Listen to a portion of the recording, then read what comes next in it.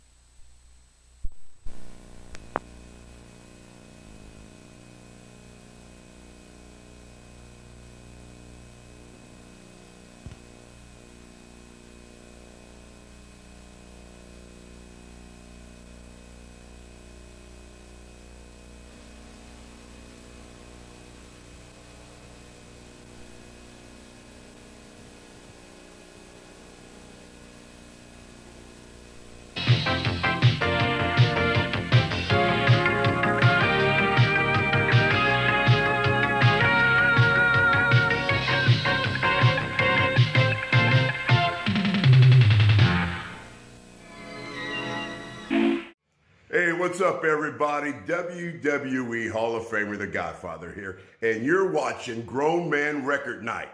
So let's everybody get aggressive and get on the Ho train. Woo! Hello? Come on. Is this microphone working? What's going on, man? Hey, man, we appreciate everybody joining us for this awesome episode of Grown Man Record Night. We've been having a kick-ass time tonight, playing records, hanging out. What number is this? Shooting the shit. What is this, like Grown Man Record Night number 425, I believe it is. 425. You know, we're like, this is like 8 or 9 years. It's coming up on like 9 years. Is it? Long-ass time, dude. It's been a while. Yeah. Good to see all these, good to see Steve's knees again. That's facts. The knees are back. I mean, I'll take Steve's knees over Jay's balls any day of the week. Because last week you could see up Jay's shorts. It was like a ball. Let's take it easy. Easy. Easy. If I got to bring a logo in, do I have to bring the logo in? You may have to. With that action going Wait a on. minute. You're on the wrong side there, compadre. How about that? Just in case. Okay. I can do whatever I want over here now. What season? Yeah, we need to be doing seasons. Season? Yeah, that's officially Steve Sack right there. Hope everybody had a fantastic Might be the last time week. you see Steve Sack. You know, this is Friday night. We've talked about this in the past. It's your Friday night. It's your Living pivot. it up, living it up. It's your pivot point.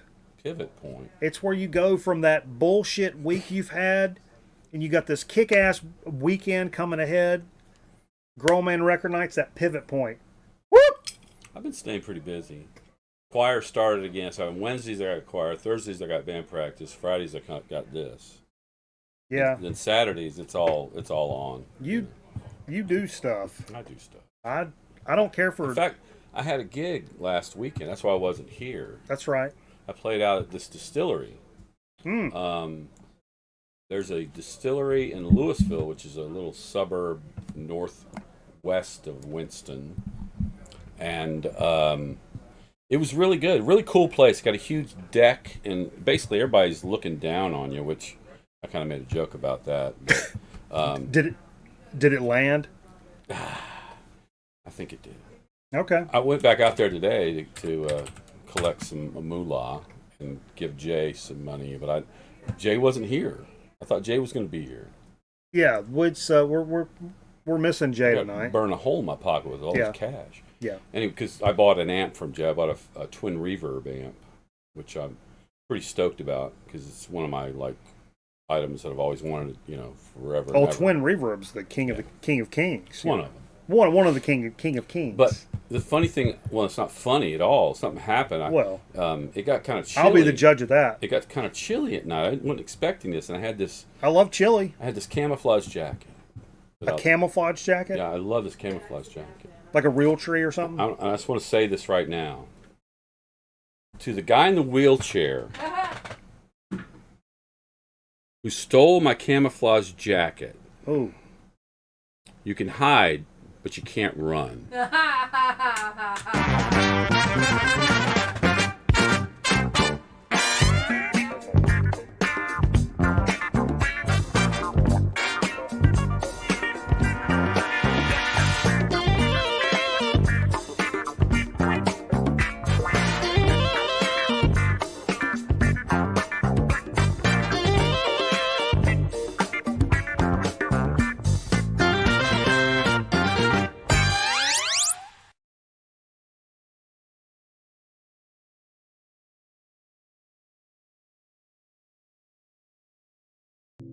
Drink and No. do blow. That- What? What? No. Are we back? Yeah, we're back. Fuck, Steve. Fuck Steve. There you go. Yeah. Hey, everybody. Welcome back to Grown Man Record Night. Appreciate everybody spending a little time with us here on Friday night. I got some new folks maybe joining us tonight. Yeah? Some new Got subscribers. some viewers? Yeah, we got a little viewers. We picked up some new subscribers. That's always good. You know, we still got the 600 subscriber under the covers contest going on through September. I was supposed to give you something. You were supposed to do that. Kind of dropped the ball on that. Almost strangers joined in. But it's going through September 8th, I believe it is. It's the Wednesday after Labor Day. So there's still time. If you've not good.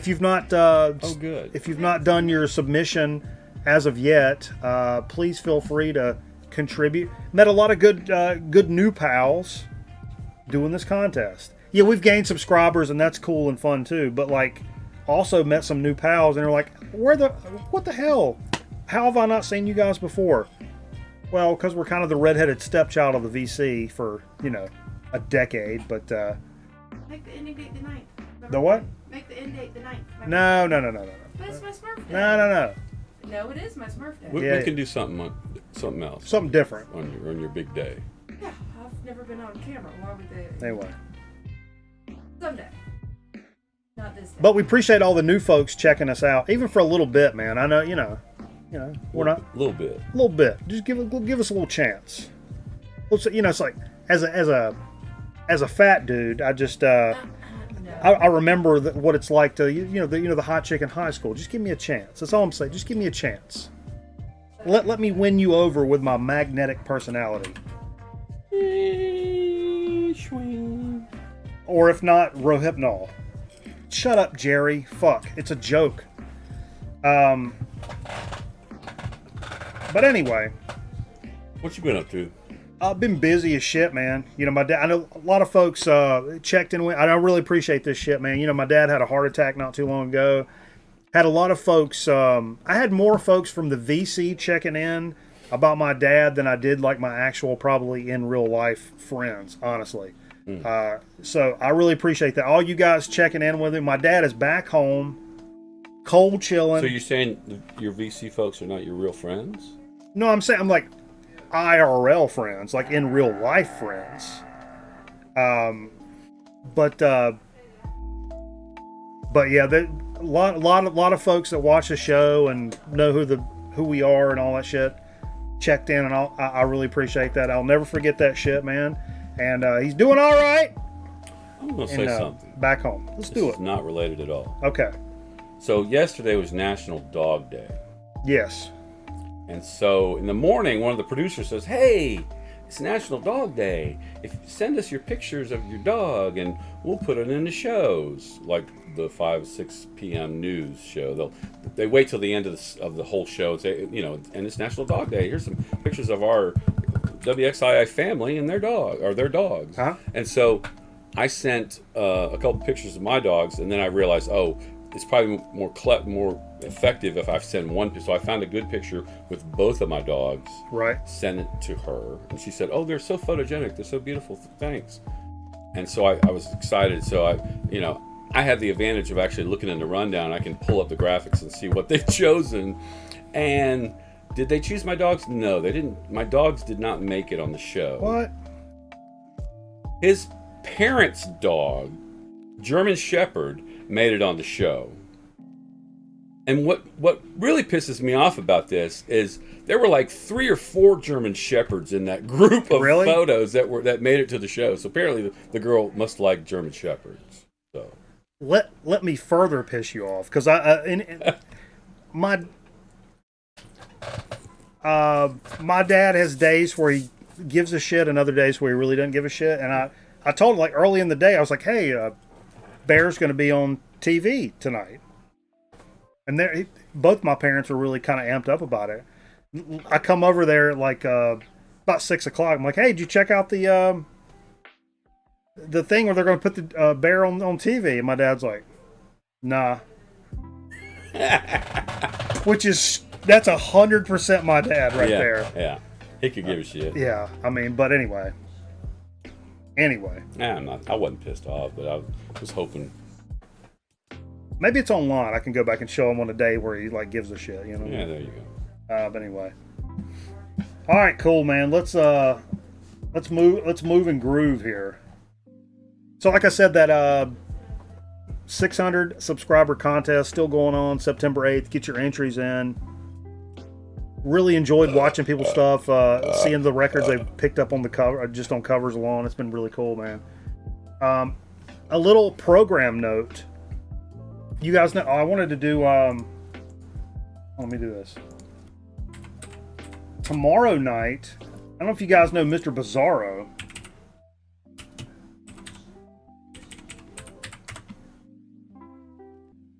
That's the wrong one. Nope. Mr. Bizarro, you may have to link your own channel. No, there it is.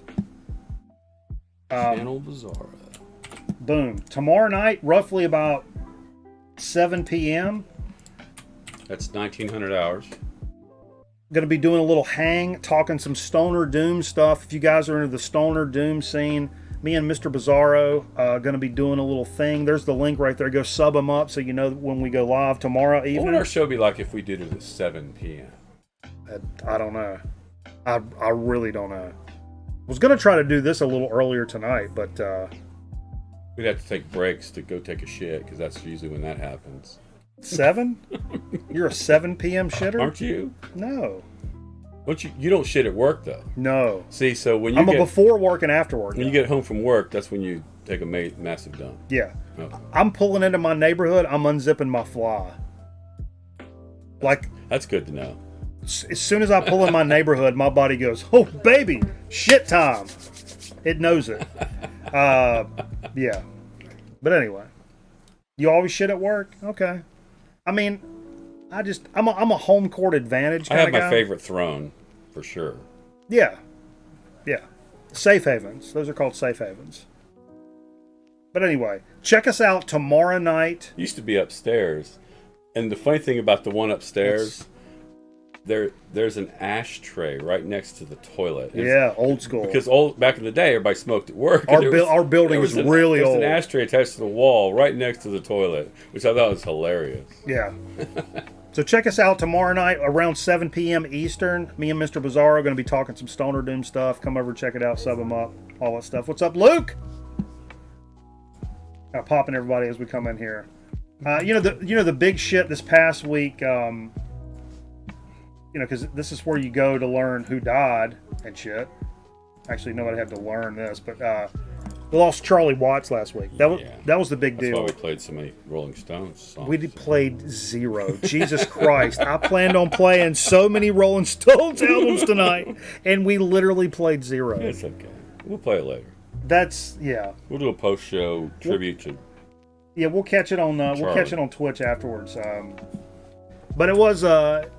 what's your thoughts on how have you kind of been the Rolling Stones like over your life? Like what's your deal about them?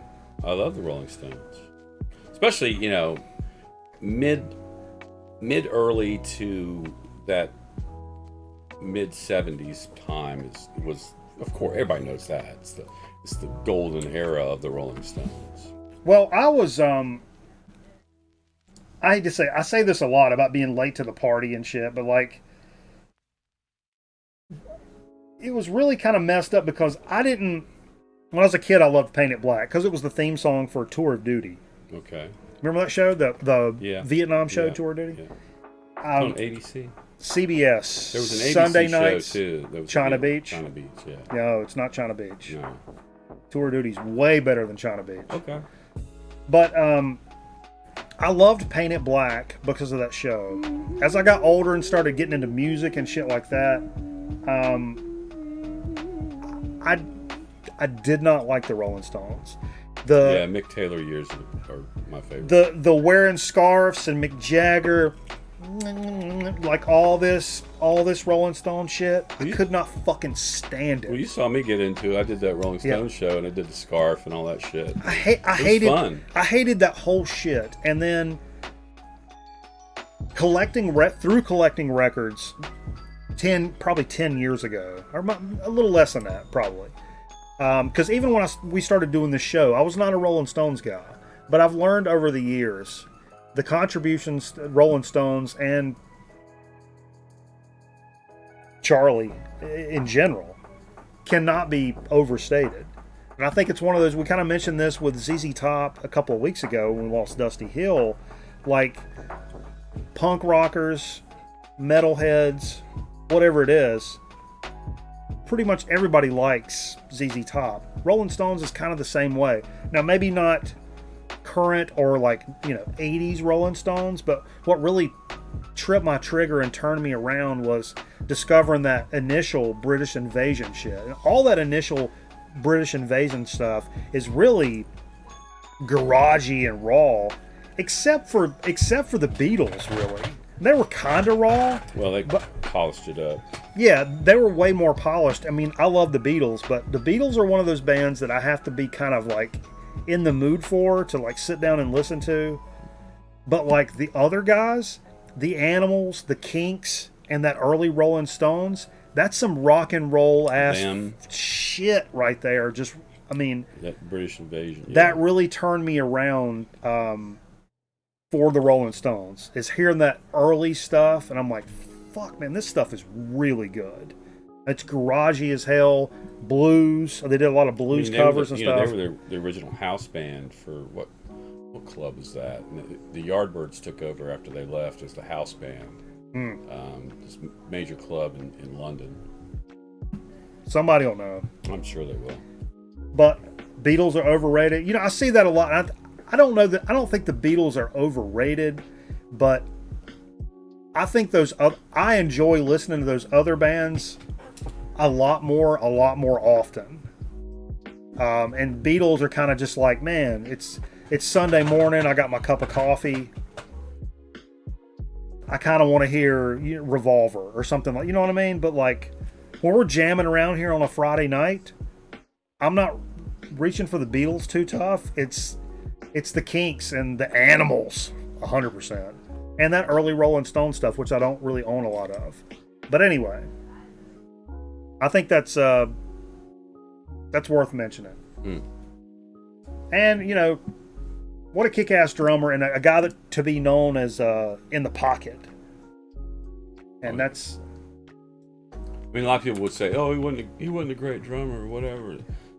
He wasn't a flashy drummer. I give a lot of respect to drummers who know the length of a rest, and that's saying a lot, because usually if the drummer can't pull everybody back and keep it in the pocket, then we got a problem. I've played with so many drummers that were good, but when it came to doing a roll and then coming back into the thing, could never find their way back in because they're trying to do too much and trying to be some kind of swinging dick. The guys that stay in the pocket and you know what? I'm going to kind of skip all that other shit and just make sure everything stays right on point. Worth their weight in gold. Now, the real badasses are the one to do the rolls and can do both. Hit the one, yeah. I've played with a few of those. But so many of the other ones were good, but then... and you're coming back in on the guitar and you're like, there, I guess. Fuck. Well, speaking of drummers, I watched a documentary on Netflix called Count Me In, which is all about drummers, and it's drummers talking about drummers and who their favorite drummers are and why and all this. And it's very, very good. Highly recommend it. You said Netflix? Yeah. Okay. Let's check that out. That and the Bob Ross documentary. Watched that last night. Did you hear this shit about the Nevermind baby? Oh yeah. This has been floating around this week. The kid that's the baby that's on the cover of the Nevermind album is now suing Nirvana. He's suing everybody. Suing everybody because he said it's like never had permission to like take that photo and it's like a child pornography kind of thing and whatever. This is the same cat that has Nevermind tattooed across his chest. It has recreated that picture like at least 9 times, I think, through the years. What a piece of shit. Yeah. That's unfortunate. It's funny, but that's unfortunate. Corky, what you doing down there, buddy? Corky, go and grab me a beer, bud. We get a cat down here. We got a cat down here. Yeah, his parents got $200 for that photo. That's shitty, but that's just shitty. That's bad business. If I was in charge of doing that and I could get away with giving somebody $200 for that, I would have done that too. But you're not going to pay some nobody like $2,000 or $20,000 to take that picture. You're not going to do it. It's not going to happen. No, I mean that's not how the world works. Now maybe after Nevermind hit you would, but not right off the rip, right? Because nobody knew who they were then. But he must still have that baby pee-pee. That's what I'm saying. We've spent, 30, 40 years looking at your dork. You know, speaking of Beatles, we've talked about these monster, like, deluxe reissues and stuff, and I've kind of poo-pooed on this stuff. Some of these deluxe reissues with all these, like, alternate takes and stuff in the studio, and I know a lot of people are completionists and whatever, but this new Beatles deluxe reissue of Let It Be coming out, and pretty crazy. I have to say, this kind of grabbed my attention. Full of 2021 stereo remastering, 5 CDs, 1 Blu-ray, or 4 LPs and 1 EP. Include the remastered 12 tracks, 27 unreleased outtakes, studio jams, rehearsals, including moments taken from the legendary final concert on the roof of the Savile Row Apple Corps headquarters, and 14-track 1969 Get Back LP, newly remastered. So a shit ton of like unreleased stuff. Where do you weigh in on like Let It Be? Where does it fall for you? It's not very good. I mean, it's overall. Yeah. Now, I mean, it's got some good stuff on it. Don't get me wrong. But I mean, it's, it is what it is. They were already basically on their way out. This is for me, and I meant to pull it out. Kind of a 1 foot out the door thing. That's my entry point for the Beatles, actually. Okay. Because my dad, and it's down there in my cassette holder. My dad has like this had this white cassette with the Apple label, Let It Be, that I grew up listening to, and that's what I knew. And I remember I took a trip to Florida in high school, and I played Let It Be over and over and over again. And before I really got into or knew much about much of the Beatles catalog, I knew Let It Be backwards and forwards. Yeah. So it is special to me, but and I'm not going to go spend a bunch of money on a deluxe reissue. I've got Let It Be, and actually, mine's kind of haggard, but it's enough for me. And I've got that cassette from my dad. Yeah, I Dig a Pony, I Me Mine. Those are two of my. What's up, Stunny? It's a cash songs. grab. Yeah, all those big deluxe reissues I think are cash grabs at the end of the day. But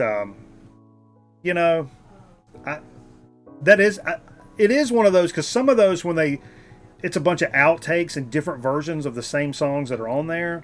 At least this is stuff that's like fresh. So I will say that, but still, And if you're a Beatles completionist, God bless you. I'm sure you'll enjoy it and want to go out and grab it. I mean, I bought it was a Christmas gift. I got the Escher demos. Yeah, which is the White Album demo stuff. And you've got some of the like Sabbath and Zeppelin deluxe stuff. Zeppelin deluxes, yeah. And those are cool, but it depends on where it's at. If it's $40, I bet, I don't know how much that's going to be. Now that stuff is like Ford's LPs kind of shit, except for maybe the Escher. You know, speaking of like new reissue stuff, check this out. Boom. I Love Supreme live in Seattle. Coltrane, man. Some of you that don't know, we're located here in High Point, North Carolina, which is where Coltrane spent most of his young and adolescent years. Wrote his first compositions about 3 miles from the studio right here. We got a statue downtown of Coltrane, and to be a little redneck town in North Carolina, this area really actually kind of gives a fuck about Coltrane, which is awesome. He went up to New York pretty early. It was right after high 10th, school. Well, it was like 10th grade. It was like that early? Middle of high school. Yeah. But we got a little museum here, which they have his piano and some of his first compositions and shit, which is really cool. For people that like stuff like that, I mean, I love that shit. But this newly discovered live recording of a performance at the Love Supreme Suite, recorded at the Penthouse in Seattle, October '65. It's some stuff that's never been released before on vinyl, I guess. Okay, here we go, though. It says, while not studio quality audio, the power of the performance shines through. It's also the full suite, which features an expanded band that includes the same classic quartet as Pharoah Sanders in his first original gig, official gig. Fuck, I can't read. Yeah. His first official gig as part of Coltrane's group. That's pretty cool. What are these new, it's Stunny's in here, Davis may be in here. What are these like new, Impulse reissues? I don't know much about Impulse. I know about the Blue Note reissues, but I know Impulse back in the day, of course, quality standard shit, but like the reissue game that Impulse is doing nowadays, I don't know about. I don't know. A big box set that's never going to leave your shelves after you open it once. You hate box set? Yeah, I'm kind of that way. To me, it's a little much unless it's something. But we played that brand new Halloween album, and I've just kind of fallen in love with Halloween, and so I only have that brand new one. And now I just kind of stumbled upon the fact that there's this Halloween box set, which has got all those early LPs in it, and I'm thinking like, man, maybe I go down that road. That's one time maybe I'll buy a box set. I can pick up all those early LPs in one thing with the deluxe and some books and all that, whatever, and get all that stuff. And I don't know. I got a question. Yeah. Where the hell's the fan that was in here? No fan. No fan. No fan. Tomahawk is coming out with a box set. No way. Are you serious? That's pretty crazy. Let's get into some stuff that came out today, actually. Today. Perusing the shelves. It's an old box set. Out years ago. There's a Tomahawk box set? I had no idea about that. I would be all over that. So, perusing through the stuff that came out today, I ran into... There wasn't a whole bunch of stuff that really tripped my trigger that came out today. I know Halsey put out an album today and showing one of her big titties. Titties, you say? Well, just one. Just one titty. Yeah, just woke up. You're gonna trash everything I talk about? I love it. I love it. But this was a this kind of just grabbed my attention based on the cover. May have heard this from somebody else in the VC. Chubby and the Gang. Maybe Ryan Kidd. Maybe mentioned this. I can't remember. Punk rock band. Mutt's Nuts. Yeah, Chubby and the Gang, and the name of the album is The Mutt's Nuts. So that kind of grabbed my attention. The name and the cover kind of grabbed it. It's a West London punk troupe. It's a bunch of guys that have been in a bunch of other bands. It's kind of this new wave of like British hardcore stuff. And I jammed some of it today, and it's pretty damn good. It's a good punk rock album, man. I have to say, I jammed probably 4 or 5 tracks off of this today, and it's really good. I was pretty impressed with this, and like it's one of those I just like. All right, let me see what this is, and kind of held up. Speaking of which, old school hardcore fans, DOA, man, Canadian legends in the hardcore scene. The only thing I have from DOA, I've got this. It's a French, it's half French, half American or North American compilation called 77 UK. I think it is 70. Isn't the French stuff kind of The French stuff is a little Nazi? we'll call it nationalist. National. And it's a lot more kind of oi stuff, which I'm not so into anyway. But the North American or American side, they call it American, even though it's DOA's from Canada. But it's good stuff. And DOA was one of the standout tracks on that, actually, for me. This is the 40th anniversary of this Hardcore 81. And I'm not familiar with this album, but this looks pretty damn good. It comes with a 12-page booklet, some photos and stuff. Joey Shithead, Chuck Biscuits, woo, Randy Rampage, and Dave Gregg in action. Good stuff. Here's something. Cosmic Vinyl, our new pal. Welcome to the stream, baby. We appreciate you, man. Hope you're having a good night. Steve, you got this one? You're the Porcupine Tree guy. That is... This is live album? It's called Recordings. Recording. So we talked about this before. Snapper Music is going to be doing these reissues of Porcupine Tree stuff. And this is one of these ones that came out. It was originally released in 2001 as a limited edition release, but it's highly sought after apparently. But you don't have this one? No. Oh, you don't have this one? No. Features songs written during the Stupid Dreams and Lightbulb Sun sessions. Do you have that stuff from that? Yes, I do have that era? Okay. Yes. Hell yeah. Have you heard this at all? No. Okay. Looks like unreleased material. No, I don't think it's unreleased. Let me see what it says. No, it was a limited edition release initially, so I guess it's just hard to find. That's kind of cool. They're releasing stuff that's hard to find. In the Discord, I love this band. I think maybe Michael Cron turned me on to this band initially. Wormwitch and our pal and fellow streamer Blind IRL. This band is actually from around his neck of the wave, Vancouver, Canada. Wormwitch dropped a new album called Wolf Hex. Came out today, and these guys are phenomenal in terms of like modern metal. I think their recent releases could be considered. I mean, it's almost death metal at times, but they have kind of a little dick trickle of black metal at times. You can tell they like black metal. They're just flicking the tip of black metal at times.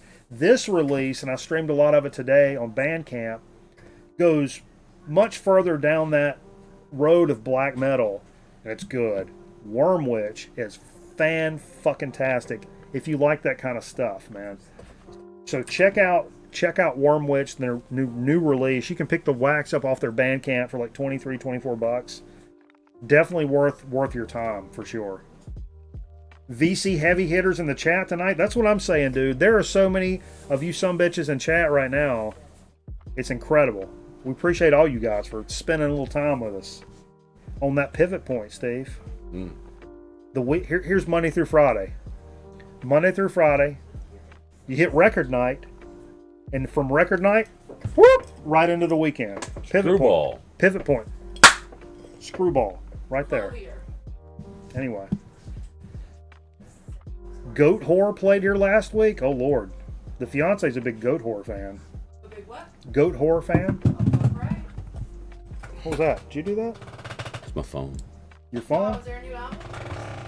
No, he said they played there this week. Oh. And you guys remember... I don't know. Some of you guys may remember a few weeks ago, I talked about this documentary it's like a documentary series. I think it originally aired on Showtime, but I caught it on Pluto, and it was like a overall 4-hour thing about Wu-Tang called Of Mics and Men. And it's fantastic for old school Wu-Tang fans. It is absolutely fantastic. And apparently this week they released the everybody's dropping the get off your phone, Steve. I'm not on my phone. The soundtrack for that documentary came out, and I guess I wasn't really paying attention. It's got the classic Wu-Tang sound, but some of the stuff that I guess had not been released otherwise except for the documentary. It's new music. Project skits feature never before heard Wu-Tang Clan stories from footage it didn't make the documentary. So maybe it actually has like audio cuts on it and shit too. Anyway, anything Wu-Tang I'm kind of suckered into. But pretty incredible stuff. That documentary, if you've never seen, I love Bongzilla. Somebody talking about Bongzilla? 4 hours? Yeah, it was like a series. Oh. So they're like an hour things, but all right. That's one night I'm more palatable, I believe. One night during the week, I'm just perusing through Pluto, and I'm like, oh shit, here's some stuff about Wu-Tang. And I start watching it, and I'm like, what the fuck? This is incredible. And I look like in the guide, and it's like Wu-Tang all night long. So I watched the whole thing in one night and stayed up to like 1 or 2 in the morning. It was incredible. They got together, like they told the story about how they came together, but now they're all old men. They've had beef, but they got back together. You know, ODB's dead. People were crying, talking about the old days. I mean, it's really, really good. Anyway, I digress. I got an idea. Why don't we get a little bit into what we played this evening? If you guys aren't familiar, if you're new to the show and you don't understand what the hell's going on here, I understand. Because this is it's kind of it's a dynamic situation here. So what we do here is over on Twitch. I know not everybody's over here. Hey, Elliot Cruz, I've got some stuff for you later, baby. Please stay tuned. I found some stuff in the thrift store today. Hold up. I found some stuff in a thrift store, Winston-Salem, North Carolina, or actually Kernersville today. And I was like, man, I hope Elliot Cruz is watching tonight because I've got some stuff right up your alley, baby, and I scored. It's been a long time since I went into a thrift store, especially with all the COVID and all that shit. Mm-hmm. Buying a lot online or dropping into the local record store, like, you know, real quick and getting some stuff. Today's the first time I kind of went in there and, like, you know, because we revived the Atari Alcove. We got the VHS, Laserdisc, DVD, Nintendo, all set up. You can see the glow on Steve's, see that blue glow over there? But anyway, I went in there to pick up some shit and scored in a place that's kind of sparing in scoring territory.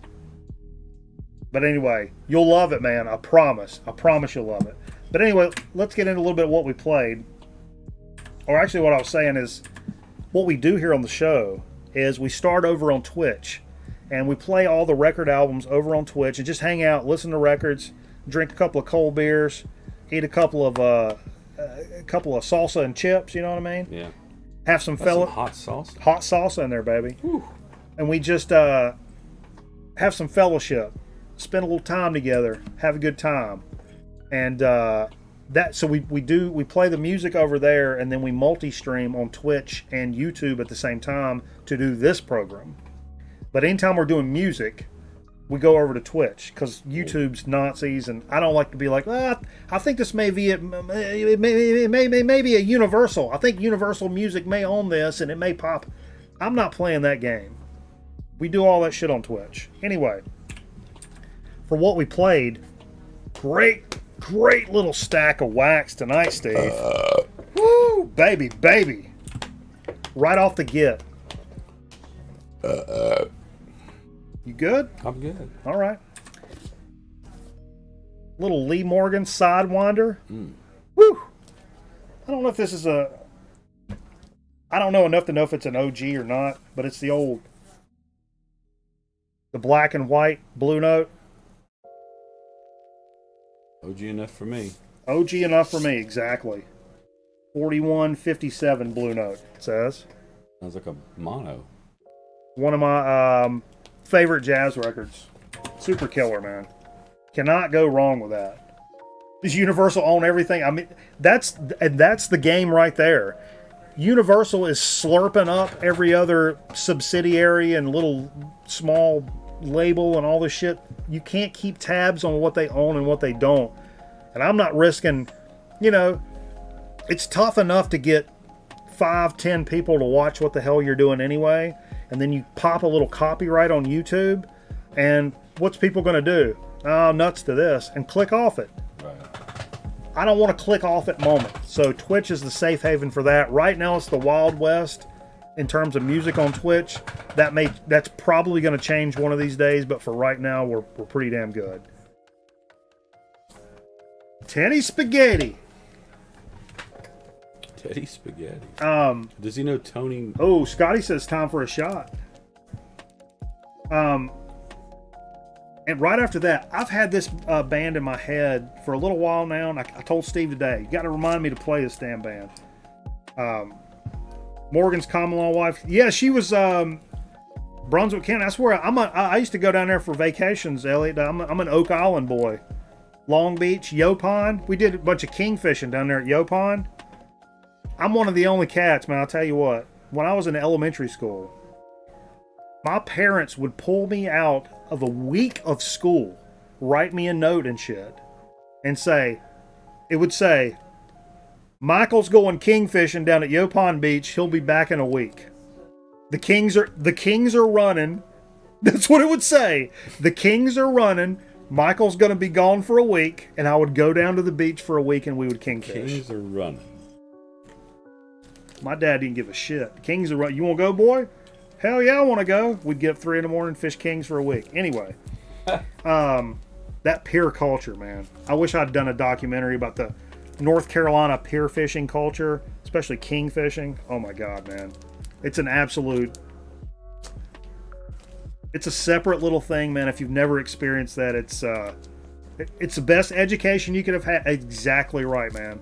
I learned all kinds of things you could not learn in school. But anyway, I've been wanting to play this record for a long time. It's been in my head a little bit. The Blues Project, Projections. I'm on the Verve Folkways. Love Blues Project. And actually, it was a good buddy, Mazzy, who mentioned in his entry for Grown Man Record Night, he said, you know, one of the covers he showed that he really enjoyed was a band called C Train, which is some or one of the guys from the Blues Project. And I was not familiar with C Train. Steve said he had a record. But, and I was like, oh man, I love Blues Project. I need to check out C Train. And then it got me to think, I'm like, shit, man, we ain't played Blues Project in a long time, for Christ's sakes. And, love this shit, Is that the singer for AC/DC on the I think so. Is that Bon Scott? No. That's Brian Johnson. But, yeah, good stuff. Some VCLT from our good buddy Michael Cron last week came in that big-ass box of chips that we opened live on the show. Truck Driving Fool by Red Simpson. You know, we love some trucker music here on the show. Cron said he had picked this up at a Goodwill and he wanted to send us a copy for a long time, but he said he could not find this shit for anything. And finally actually went out and searched and found us a copy to send to us. God bless him, man. Because this is really good. We love this kind of stuff, man. Oh, yeah. Good stuff. Yeah, the trucker music, it just puts you in that right mind for it. I think my snooze is over. You got a catch lid?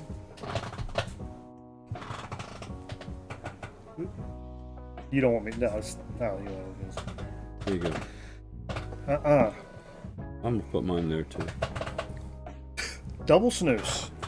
You know, we've got a thing over on the Twitch channel where if you watch, you don't have to subscribe or anything, but if you just watch for... Just by watching, you earn banana bucks. Good for you. Good for you. And by earning banana bucks, if you garner up 1,000... 1,000 banana bucks. Don't take you long now if you hang out. You can cash in 1,000... points just for hanging out, don't you? Points for hanging out. You can cash in 1,000 banana bucks and pick the next LP we play. And our good buddy, Nebulous Prowler, woo! The Nifty Gifter, said, how about a little side 2 of ZZ Top's first album? Oh, sure. Okay, not a problem. We've been playing a lot of ZZ Top here lately. You know, why not? We lost old Dusty Hill, but we play a lot of ZZ Top any damn way because it's just great music. That first album, it was a long time before I heard their very first album, I'll be honest. And it's pretty damn killer, man. It really is. What's the story on Steve's shirt? What is your shirt? It's Record Archive. Oh yeah, Record. It's from Mike from Boss Man. The Boss Man, guy that was on the show a couple of weeks ago. Place up in Rochester. It's a Rochester. And I think he would bring us these blind stab like gift boxes from Record Archive. We got some stickers from Record Archive, and he would he brought us a couple of shirts. I got a brown one. I'll wear the brown one next week. Browntown. It's a big old record store up there. Some of you guys may know Record Archive in Rochester, man. Steve's having hot flashes. There's no fan in here. Hey, I'm your fan, Steve. Steve, you mentioned this earlier today, and you came through and brought it over with you. What got you to thinking about Sandy Nelson? Well, we love hearing that the show. whole Count Me In documentary. One of the drummers, I don't know if it was the guy from Iron Maiden or it might have been Red Hot Chili Peppers. What's his name? Chad Smith. Chad Smith talking about when he first heard Sandy Nelson, Let There Be Drums. I got a bunch of Sandy. I don't have Just this. went crazy one, and decided that's what he wanted to do. You know. I got a whole bunch of Sandy Nelson. I got like, I want to say I got like 4 or 5 Sandy Nelson. Yeah, I think so. I'm kind of right Sandy. there. You know, he was a drummer from like the 50s, and he played on a few like chart hitting songs that he didn't do. Chart toppers. Like what was that one? Alley Oop. He played at drums on Alley Oop. And there's another one, some slow kind of girl song. I forget which one it was. But then, you know, he did his own thing, and I think Let There Be Drums was like a big hit. And I think that other one that he put out before this was the first song that got him. There's one called Teenage. The album's called Teenage something. I might be down there. Teenage Radio or Teenage something. Teenage something. It's good stuff. Speaking, you know, he lost after this album, maybe a few albums later, because he put out a lot of stuff. He lost his foot. No, really? Was it a motorcycle accident? Did he ever find it? I don't know. Okay. So he was before Def Leppard. He was, you know, having to deal with not having all the limbs that he needed to be a drummer, but continued on. So you gotta give him props for that. Yeah. Mr. Bizarro cashed in 1,000 his banana bucks and said, "Hey man, won't you play a little Randy Holden side 1?" Boom. Play that clear vinyl. He was talking about. I think Bananas has got clear vinyl. Man, I'm gonna. I know he's gonna ask for it, but I don't have clear vinyl. I got the old standard black vinyl, and you know these are all signed by Randy from Rod and Easy Records.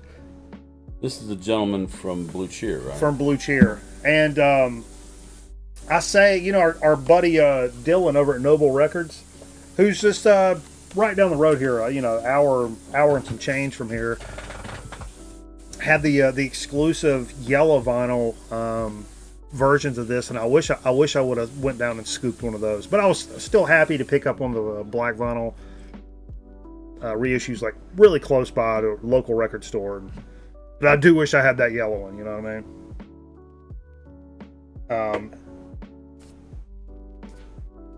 Abacus cashed in some banana bucks and wanted to hear. We had a long string of banana buck casher inners, little Stevie Wonder's Inner Visions. Oh, Stevie Wonder. We ain't played this in for frickin' ever, man. Stevie Wonder 2. Stevie Wonder 2. Jamming on the one. Who remembers that Cosby Show episode where Stevie Wonder's on there? Come on. Who knows it? We hadn't played this in a while, and it's good stuff, man. It's a great record. Great record. So one little slower jam on there, but it was still good. Some of his best records are from that period. There's like 2 or 3 that are within this era, and they're all excellent, but they all have like a slow jam right in the middle of when you're trying to jam it, you know, kind of thing. So you gotta kind of fight through that, or just sit and listen to them. Whoa! Aaron Griffin with a $20 donation. Milk gets better with age. on Wednesday nights, we do a little stream over on Twitch. We play some games, and then sometimes we watch some bullshit afterwards. We had been watching recently these Family Feud episodes from the 90s where wrestlers are competing against each other. And one of the questions was, name something that gets better with age. And one of these fucking idiot wrestlers said milk. There was another question where, yeah, he said, name a vegetable that goes bad or Tom or something like that, and he goes, vegetables. It's been absolutely classic. So anyway, that's what he's talking about. Hey, Aaron with the Shot time. it's shot time, baby, with the $20 dono. $20 gets me to take one. Doesn't Really? it? Really? I think so. On the air. Well, because I kind of wanted one. So what is this we're drinking got a tonight? shot This is, Whatever this is. I just cut the fuck believe out my this finger, is- so. This is this is a the fiance's liquor, I think. fiance picked this up. Liquor up there. Yeah. It's hold on, I'll hold it up and we'll show it. I'll put the lid back on. You should probably so put the it'll lid spill back on on. your Yeah, we keyboard. will.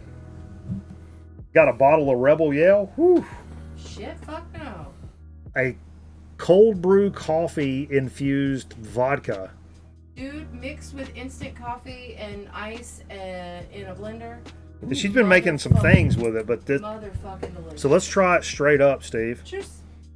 Has a cheers, coffee bitches. hint smell there. I'm getting Yeah, it caught does smell. up It there. smells like coffee beans. Take one if you got it, baby. Oh, that's really good. Isn't it? It tastes like tobacco, It's very sort of. different. That's good. Yeah. It's good. That I is thought good. coffee mixed with vodka would be really weird, and it is really weird, but it's also sweet though. good. They added some sweet. It's not just coffee Yeah. and Yeah. vodka. There's some sweetness. It tastes like coffee, sugar, and creamer, and It's like vodka. It's like the canned Starbucks ones that are cold Yeah. nitro Yeah. sweet cream, but they're not. But they're still black. yeah. Yeah. Anyway, Steve, so you thank you, Aaron. Appreciate that, Woo. brother. My buzz appreciates it. But Steve, you came in and busted this mug out. This is a recent dig of the week from you. Yeah, I picked this up a couple weeks ago. I got it. It's Country Funk Volume 1. It doesn't say Volume. It's not Volume 1. There was no Volume 1. But 'Cause there was no Volume 'cause 2. I had Volume 2, but I didn't have Volume 1 until recently because it was hard to get on vinyl. Coffee And tequila? What? really good No. record. I think I played, after the show, I played one side A. I think we listened Yeah, to so you probably not have Side heard this, B. honestly. one of 4 sides. And Really good stuff, man. I think Who we- else on this? Tony we- Joe White's on this? We listened to, this time we listened to Bob Darin, which I think is Bobby Darin, Wow. Jim Ford, Gray Fox, and Link Ray. Link Ray. Yeah, North Carolina's very own Link Ray. yeah. Richmond County? You Where's know he him from? from- Rocky Mount?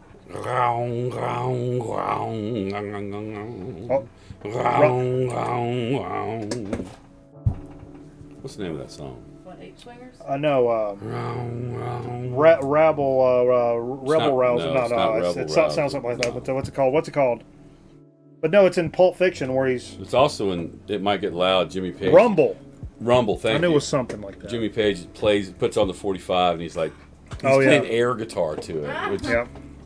Jimmy Page playing air guitar is classic. You know this. It reached a point where Steve and I both had quite the stack of records to play that we wanted to play tonight, and a lot of stuff had been in my head. Some dig of the weeks from last week and shit like that. So I'm like, man, it's I may have to turn the faucet off on cashing in banana bucks and shit, because it's like, man, there's some stuff I want to play and whatever. Nobody's letting me play anything. So Metal West pops in and cashes in some banana bucks. And I'm like, okay. But then he was like, hey, won't you play side 2 of that Danzig 4 you picked up last week? I'm like, oh, my man. Big up to Metal West, because this is exactly That's kind of what you would have played. this is what I was going to play anyway. So basically, he wasted 1,000 fucking bucks. No, come on. He didn't You were waste gonna nothing. play it No, anyway. no. He was going to play it anyway at some point, but it was But enjoyable as this, fuck. if you missed this, Pillow. Take me, if you missed this last week, it's take me. it's. Killer. Are you taking a snooze? Steve's going downtown with a Have you snooze. seen that dude? No, she don't know. He does. All he does is snooze reviews, he's like, let's do it. And He's he gotta like be jacked up pillows all it the up, and he's like, and he like throws it in his mouth, and he puts it down here, but he uses his tongue to like, he flips it up into his He's probably watching. Probably. Snoopy. Thanks for. Big up, Snoopy. Anyway, this is... I didn't know this was a thing. I didn't know this had came out. I don't think it's ever been released on vinyl. I think back in the 90s when this came out, it only came out on CD. I may be wrong. How'd you get it? Well, it's an unofficial release. It's one of those. Danzig 4. Be careful. The vinyl's going to pop out Yeah. the bottom.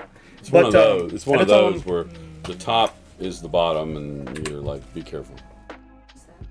That's a. It sounded fucking great. All these Danzig, Sam Hain stuff sounds fantastic. I will say I don't think that live Danzig sounds good. No, it's a live It's like show. not even board sound. Side B is good. Side A is this sounded rough. incredible. Right? So the legend, how the word around the campfire is that Record at Sound City. No way. Danzig and label have problems, and so that's why these reissues have never really came out. That will not come out. But even the guy that the record store that gets these unofficial releases in has said, legend has it, if you trace this back, this shit is coming out through Glenn Danzig. It's his, because he's not making money from the record company. it's his big middle finger to the record companies, and that's why they sound so good. And they really do. They really do sound good. Yeah. Anyway, I can give my nod to that. Yeah, right? anyway, then Steve came strong after that with. I really did not, wasn't super familiar Not at all. with this record. No. This is the Flamin' Lips debut album. You said 86. 86. Yeah, it's called Here. man. It's called Here It Is. It's only a trio, and this is the first album. Because before this album, they did some EPs and stuff, but Mark Coyne was the singer who's Wayne's brother. Is that right? He's more like a jock, really. But he was their lead singer. Wow. But he left the band, so this is the first album that Wayne Coyne was actually the lead singer on, which is actually their debut album. Is what they call, their debut. So, I mean, the first. But I didn't show the cover. I was showing the back cover because it's much better. It's much better. It's cool. Which apparently is the drummer's eyeball during an acid trip. Yeah, I would explain Yeah, the Zonk Man. people. What's up, Zonk Man? Is Zonk Man still with us? Man. But the Really? Lucky. He said so. But the I learned of the Flamin' Lips early on because of the Vaseline song, like a lot of people. And I saw it before Beavis and Butthead, but Beavis and Butthead really made it what it is. Where I learned it from. I mean, they had what album was that? How far along is that? They had it's still early, but Yeah. it's like maybe their third or fourth. That's It's in that earlier punk period. I mean, to me, the Flamin' Lips had three major moments, right? Vaseline, an Intel ad, and that album, the Pink Robot, or the Yoshimi battles the Pink Robots. Yeah. That was it to me. Of course, some would argue Soft Bulletin and whatnot, but to me, Zonkman's still in here. All right, good for him. Hang in there, bud. Hang it in there. Watch the ceiling melt, bro. Watch it. Something cool's gonna happen. Hey man, are you bugging? Hey, Zonkman. I'll get some glow stick out. Zonkman. Man. It's just you and me right now. No one else in the world. Get some pots and pans sticking out. But yeah, that was I'm killer. very proud of my kid because she made a concerted effort to go through the entire Flaming Lips discography, start to finish. Because we gave her Yoshimi, right, and then so she fell in love, and so she went back. But I didn't know that 86. That's fucking early. Yeah. I had no idea. There's I think it's another EP out there that's 84, but it's an EP before this album.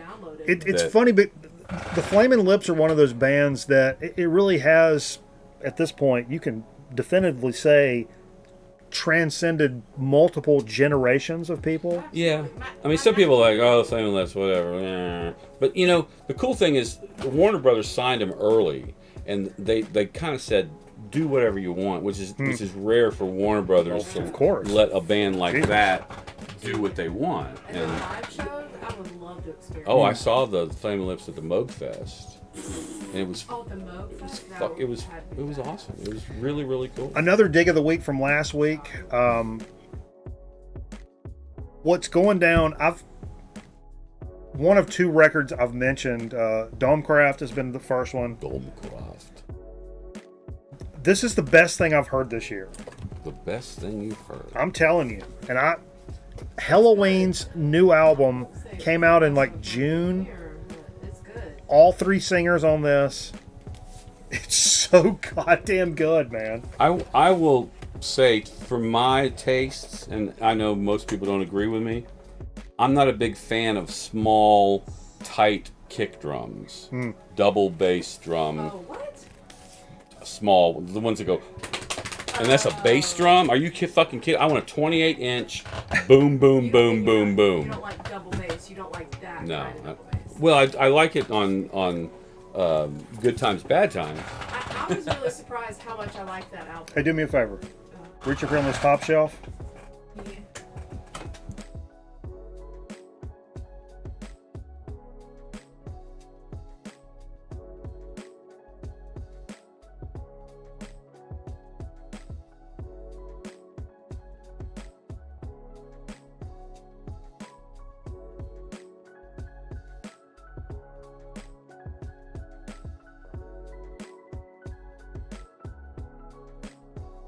We're not on? Yeah, we are. Now we are. Jeff, who games with you, does he have a code name?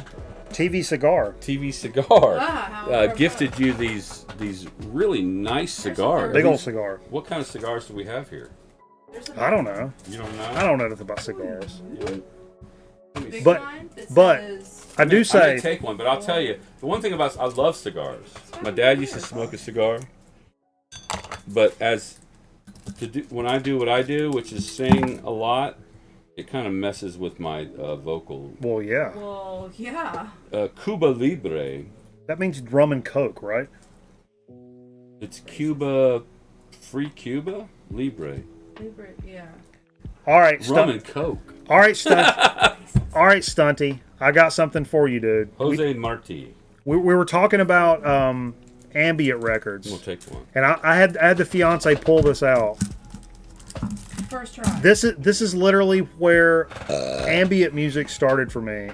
I went to college Why are we and talking ambient music? no, Because somebody brought because it up. we've been talking before. Okay. Wait a moment. I went to college at a North Carolina State University, and in Raleigh, NC State. and had a fantastic college radio station. Yeah. And I came in as a country boy that played metal bands and shit. Yeah, man. And then I went to college and started drinking and smoking weed and shit. Oh, and Lord. Late bloomer. and What happened to you? started figuring shit out at 18 years old. You know what I mean? Yeah. And my buddy, who I'm now still really good friends Metal with. theologian is Steve Sackmaster. What the? I wish everybody would talk over my fucking story. Let's all take turns. Someone Sure. acted like an only child. Who wants to talk over my story now? Jay? Oh, Jay's not here. Fuck! We weren't supposed to mention that he was ever here. He wasn't here. But anyway, Dave, my good buddy, introduced me to this late night show where they played ambient music. It's right after I started, getting loose in the caboose. And I fell in love with ambient music. Sure. And what really did it for me, the number one for me, where it all started, and I went out of my way to pick this up. It's the from Astral Works, and this is for Stunty, because we were talking about ambient music before. Astral Works, Excursions and Ambience, The Third Dimension. One of my favorite records of all time, man. I'm not even an ambient fan per se, and that. I mean, it's like this. It's really good. Is killer. It's really good. That's kind of a DJ only kind of thing. Compilations out there. It almost looks like Here's some of the artists on this now. Just Space Time Continuum, Yes. which I'm a huge fan of. Oh, we haven't listened to that. Space Time. Sea Feel, which I never hear anybody talk about Sea Feel. Mm-hmm. Air's on here. Yeah, Bob Seger. Future Sound of London. Steve Fisk, which is one of my all-time favorites, who's on another favorite. He did about a son. Yes, and he's a producer. This is about Kurt Cobain. But the big deal on here is Aphex Twins number 19, which I think this is the only place you can get number 19. This actually goes for a chunk of change. I bought this with some cat off eBay. You know, every day when I'm driving home from work, That's where it all started for me, baby. Right there. I listen to NPR. They play All Things Considered, that news show on NPR. Yeah. They always play Aphex Twin. Really? Yeah. Oh yeah. Stay tuned for that. We may have more about Aphex Twin later. Apex Twin? Apex. Apex. Come here, girl. Come here. Is she making her debut? No, there's nobody else in there. Let her make her debut. All right. Get her up on But, your so she can be on camera. That's the prettiest dog you'll ever Oh, you were actually looking for that one, Stunty? Wow. Did I? It's a dog. Well, it's a. V dog. Wait, it's a dog. There's a dog. That's the. We're a day late with National Dog Day, but we've got to show Tink. She loves Steve. You did a whole video about Seafield? You and Top 3 Paul. favorite bands, Stunty? For real. Seafield is absolutely fantastic, man. I didn't know anything about it. Holy shit. I've never heard anybody talk about Seafield in the VC before. From that album. We need to hang out, baby. That's all I'm telling you. That record, Excursions 3, I picked up, this is what happened to me, Stunty. You too. I went after this because it was such a important moment in my life, was finding this record and knowing all about the Excursion series and all that. So I went after this on eBay, and the guy said, I'm sorry, one of the sides has a mark on it or something, and I'm not a guy that goes after like pristine, like whatever. It was like 13 or 14 bucks. And he said, I feel bad because it's not like whatever. So he sent me volume 4 as well. So I have the white DJ copies like this of 3 and 4. 4 is nowhere near as good or as obscure or pricey as 3, but So good. it's still good and I still love it. But it doesn't have Aphex Twins 19 Well, on it. that's not part of what we played. We didn't play this tonight. I just wanted to show that for Stunny because We'll play it after the. yeah, we'll play it late night, baby. Space Time made me think of. Remember Space Time and Terrence McKenna? Remember that? Space Time and Terrence McKenna. Fuck shit. That Hello. is amazing. I need that on wax. Is that even on wax at all? We just finished it off. I wanted to play a little 80s music, so I thought I'd bring the fix. Much to the chagrin of Metal Theologian, apparently. No, he loves this record, he said. Oh, does he? No, he just knew it was you. He likes to fuck with me. No, he just knew it was you. Okay. Yeah, he likes. He didn't say he hated it. He just knows when you play a record. So, yeah, I like to think that I have some 80s music that stands above others' 80s music, and this was a great record. You're one of the reasons that I changed my mind. That's what I was going to say is, as a kid of, an 80s kid, born in, 77. Don't front. I was born in 77s, but I'm an 80s kid, you know what I mean? Yeah. And I knew the 80s music that was on the radio, which I love for its own like pop and nostalgic reasons or whatever. But you were a cat that was like, like in college and like Finding the cool shit. and I didn't find all the cool shit. but it was like, it took me to collecting records. It took me to collecting records and kind of like hanging out to find out that like there was stuff out there, just like when I was, digging out underground stuff in the 90s that you were digging out underground. Not that this was underground because it was on fucking radio.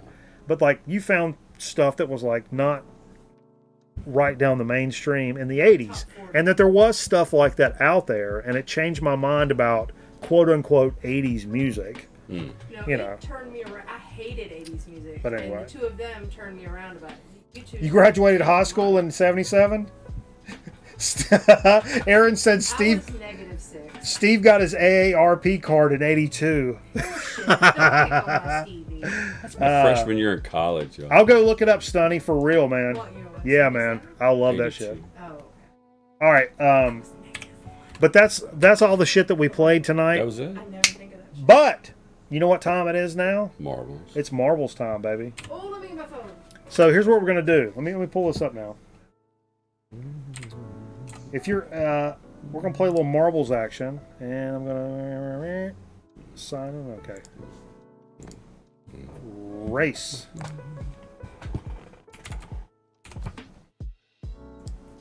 So if you're new to the show, what we do is we play this game called Marbles on Stream.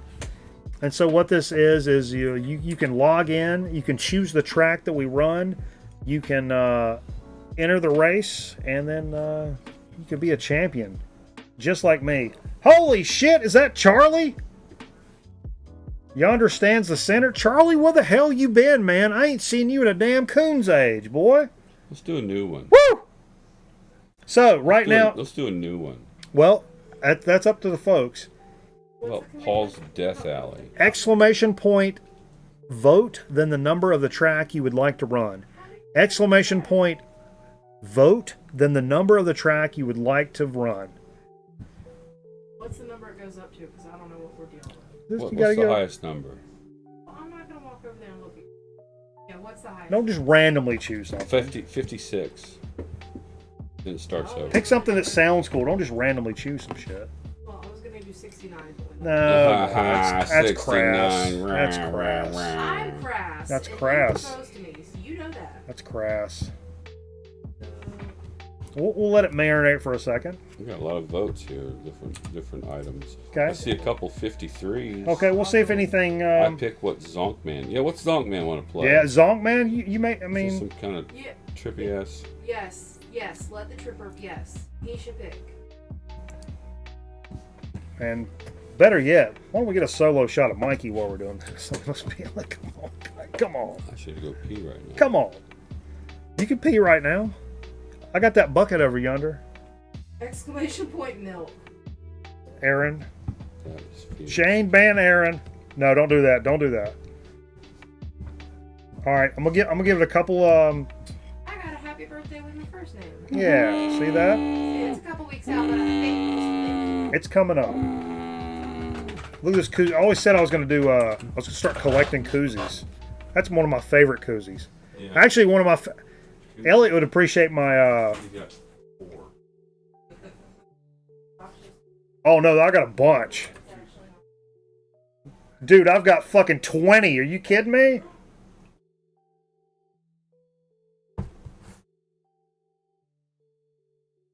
All right, let's see what else is in here. Let's see what's leading. Has anybody got multiple votes in this thing here? Oh, 3 votes for 53. That's probably going to win.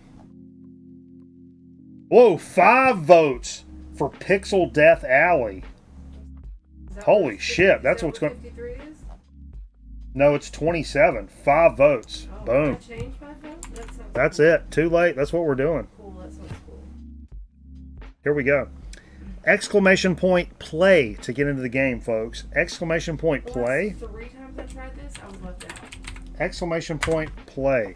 So if I don't show up on there, I'm going to be pissed. Get a good spot. Jump in here quick and get a good spot.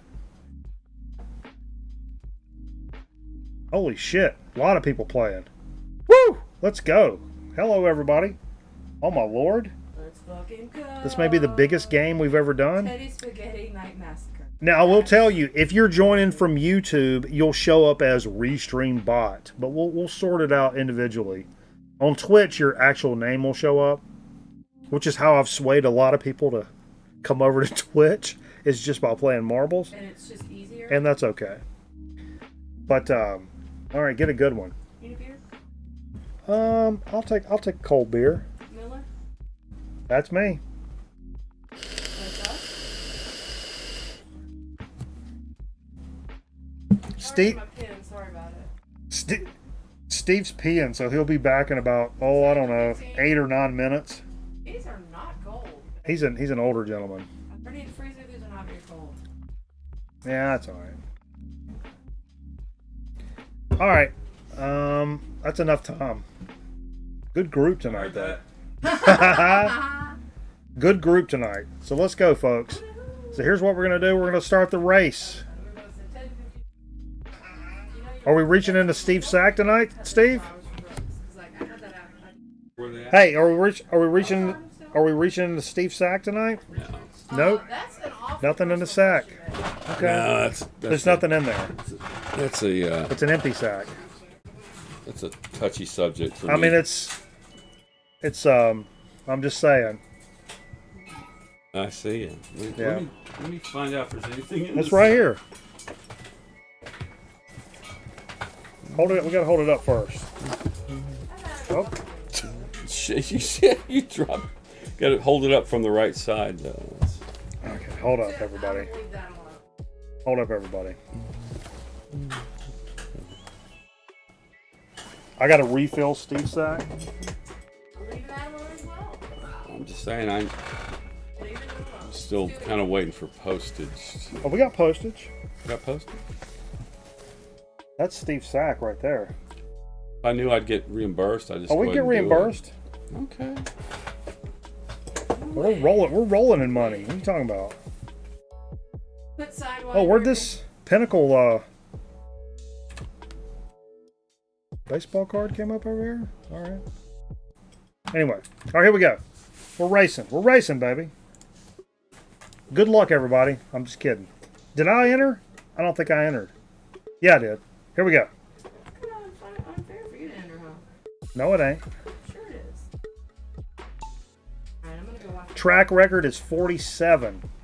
47. I'm watching on the big. Nice little plinko. Whoa, whoa, whoa. Who jumped out here? Abacus with a nice, solid. Oh, folks, jump. Oh, look at this guy. Look at this guy. Wow. Scotty Stricknon changed his profile picture again, chasing the classics off the board. Mr. Bizarro with a monster, Coming right down the middle. monster move. Smoking down the middle. And what's going on here now? Coming through is Metal Theologian, coming on the outside. Watch out who's going to get there first. Look out. Hey, Mr. Bizarro's still. Whoa, Metal Theologian kicks ass right through there. Stay on the board. Stay on the board. He just Brazilian metaled his way right to the front. Oh, look at Timmy. Look at Trib Tight coming through. Oh, the restream bot off the board. Look at this. Look at this. Boom. Whoa. Boom. That's like an RC Neck and neck. That's like an RC Pro-Am when you hit those little booster Who's things. going to make it through there? Trim tight. Trim tight. Boom. Oh. Boom. Oh. Oh, no, who comes through? Boom! Metal T! Oh, MT. Coming through. Uh-oh. Uh-oh. What happens now? Oh, here's the There's finish. the finish. Here's the finish. Coming down to the... He's coming down to it. Oh! Oh, my God. Right behind him, Trim Tide, number 2. Oh, Nate, did Nate go off? Off the board. Off the board. Off the board. That Pearl off the board. Not too many people are going to make the finish on this. Mr. Bizarro at 3rd. Limps in. Big Bad Luke limping in here. He's 4. limping in. He's got a bad wheel. Here comes Fever. I think he may have sprained his ankle. And Aaron Griffin fighting for 5. Some of you guys. Aaron passed me, motherfucker. Some of you guys need to get in the fucking gym, is all I'm going to say. There's some people coming in here like hobbling. Look at you. You're rolling in slow. That's what I'm saying. I'm huffing and puffing. Huffing and puffing. I beat Merv at least. Shit. Abacus come crawling in here. Wizard got lost. He turned around and went somewhere else. I don't know what Wizard's doing. He stopped and got him a soda pop over there. I believe that's the end. Whoom. Metal Theologian. VC Legend. Metal Theologian with the winner. Woo! Some of you guys. That was a good race. I like the action there. It was some good action. I like those jump buzz. What do you call that? Do that again? All right. That was good. Speaking of games, yeah. You know, my friend Jack, in his spare time, he's been producing a game that's on they're putting out called In the Black. Okay. I think I mentioned it on the Discord. We have a Discord, by the way, if anybody's interested. Wah. It's where everybody just keeps talking about cool shit all week, basically. The show never ends, basically, when we kind of keep it alive during the week on Discord. Absolutely. And if you want an invite, let me know. We invite you to. It's invite only. But so In the Black is now on Steam, and it's basically a playable beta. Very cool. Of this game, which is very cool. I downloaded it last week. Jack came to visit and came to the show on Saturday and played it. Now I ended up playing it all night. It's a lot of fun. The graphics are incredible. It's a space simulator. You're a mercenary, but you have a very loaded ship with guns and all kinds of shit. So I've got a loaded ship right now, bro. Yeah. Good times though. Good game. Yeah, good game. Fun game. And you can pick it up. You can play it for free on Steam right now as the beta. Yeah.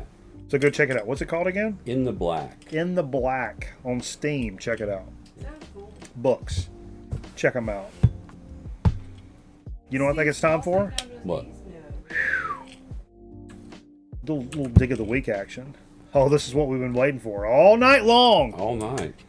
Dig of the week. Stuff we picked up the past week or two. We're going to show you here on the show tonight, right now. Okay. How many things you got for dig of the week? I think there's 4. You got 4? I got a bunch of stuff. Okay. I'm gonna need somebody to hand me that up there at some point. Elizabeth? Elizabeth? What? I need help. I fall down. I can't get up. Press your life alert, my love. Hand me that bag. Nope. Yep. Thanks. I think this is it. That's the 2. All right. So Nate wants to know what Metal Theologian won. he won. He won a free Here we go. North Kakalaka ass kiss. Oh, you picking him something out? Do it. Do it. Give him a patch. Give him a patch. He needs a patch. Uh-oh. I got 2 things here. Oh. Just like you said. Oh. Magical sack. What is this? This fell out of it. Oh, hold on, it fell out. This is an official Grown Man Record Night cum rag. That's all I can say. That's amazing. ACC, Atlantic Coast Conference. That's a little Wake Forest Demon. What is this? It's one of those terrible towels type thing.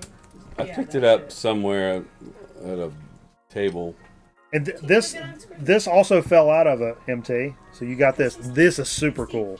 Another Million Mile Club patch. Million Mile Club patch. Uncle Don Raker from Rising Sun, Indiana. Put that on your battle jacket, bro.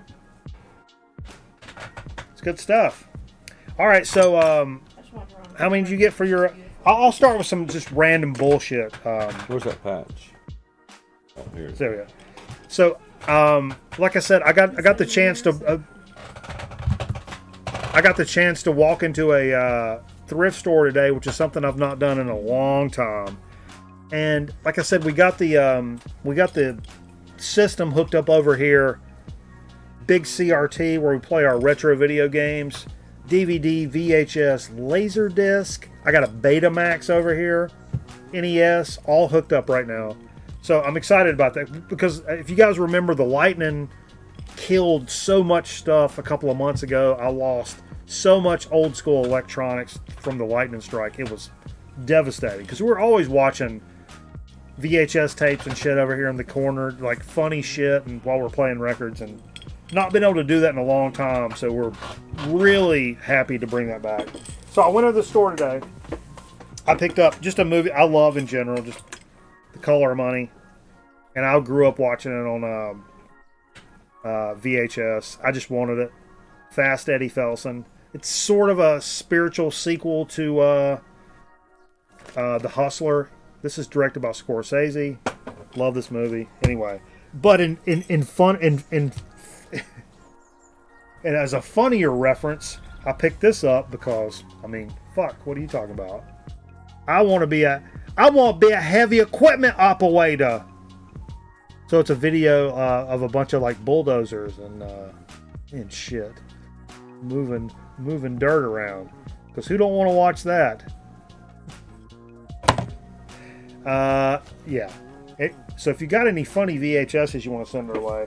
And actually down there, I picked up Jay a Lost Lonely Boys CD because I know Jay had went and picked them up, went and watched them live, so I picked that up for 50 cents. I also picked up, for 50 cents, Tom Petty and the Heartbreakers' Greatest Hits.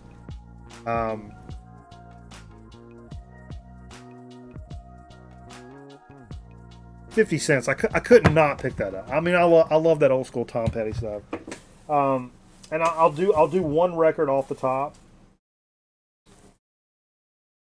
This is probably special to me and very, very little other people. I grew up. Hey, would you grab me, Steve? Do me a favor if you can. What? Can you reach one of my family's albums up there? I know I know a lot of people are not super hip to like Southern gospel music and stuff like that, but it's really special to me because I kind of grew up with that shit, and my family was actually in a gospel group growing up and released some records, and I actually have 5 of them that I display up here on the top. They're all the same record. The gospel family singers. This is my family. These are all my aunts and uncles and shit on the back here, and I grew up going to their band practices and shit like that, and it was a special thing, man. And would y'all go out and back and drink some liquor and smoke some weed? I was 5 years old, so I just ran through the church and acted like an asshole. But what label? I don't even know what label is on. Doesn't really say. Church label. But anyway, I've seen other gospel use that same cover. Same cover. Yep, absolutely.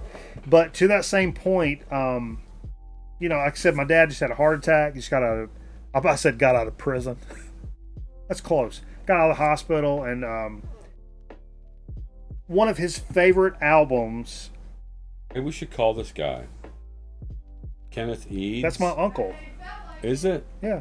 It says for booking contact and is the phone number. Yeah, that's my uncle. Let's call him trying to book the band. My mom's maiden name is Eads. Let's book the band. Anyway, one of my dad's favorite albums, and it's incredibly hard to find, is the Happy Goodmans. Now, a lot of you Southern boys will know the Happy Goodmans as an old school gospel group, but this particular record, the legendary Goodmans, that looks like this, is really hard to find, and my dad loves this record. I love this record. It's a great gospel record. On the Canon label, spelled differently than you probably think, and this is my dad's copy. It's pretty beat up, and I burned it for him on CD and stuff, but if you can hear the pops and crackles, and this looks really good. Look at that. Like I said, the Canon, spelled like that. You got this at Goodwill? No, that thrift store. That's Canaan. Canaan. That's not Canaan. Canaan. Canaan. That's in the Middle East. That's one of the. Yeah. But know your Bible, Mikey. But anyway, this looks terrific, and it's got the damn insert in it. I just realized this. It's got a download code. Yeah, it's got a download code. Wow. Oh, cool. Let's put that on the set. Yeah, but I'm gonna give this to my dad, or make a copy for him, or whatever he wants to do. I bought that for my dad, you know, because I know that's his favorite record. And it's a really good copy of that record, which is incredibly hard to find, out of print. My mom tried to do this like for Christmas, like try to go buy my dad. She wanted to just buy him like a CD or something you can't find it. Anyway, so I saw that and I was like, oh shit. This, for my family at least, that record's kind of legendary. But anyway. All right, Steve. I'll let you do something. Steve. Yeah? You can do something. Okay. So, I decided to get back into getting rid of a bunch of comics because I need space. I need space for musical equipment, and so I don't read these comics anymore. But you're into music, though. Yeah. And so, Steve likes music. I've gotten rid of about 400 comics lately, and I got another 400 to get rid of. But I've got a huge trade credit at McKay's, And I haven't bought much there, but I picked up a couple of little things just because, hey, why not? Oh, Stunty quote of the night. This is the kind of show where I want the host to gob sardines whole from head to tail. Make my dream come true. I'm going to die soonish. I'm sure I can't be the only one with that wish. If I had sardines right now, dude, I'd eat the fucking hell out of them. So I picked up this is the first Sweet album that I own. If you know Sweet, they did Love Is Like Oxygen and Band on the Run, Band Fox on the Run. Fox on the Run.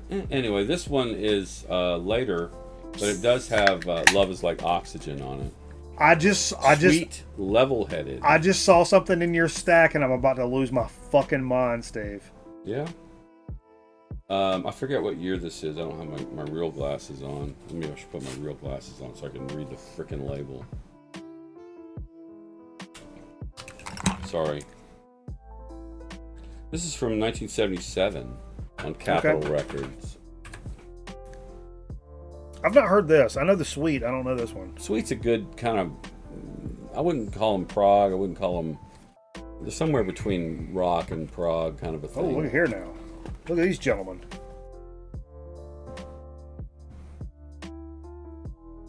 Okay. Is that Eddie Van Halen right there?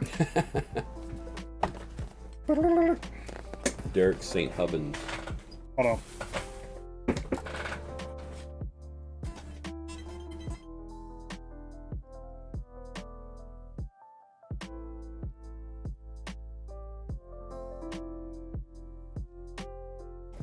Okay.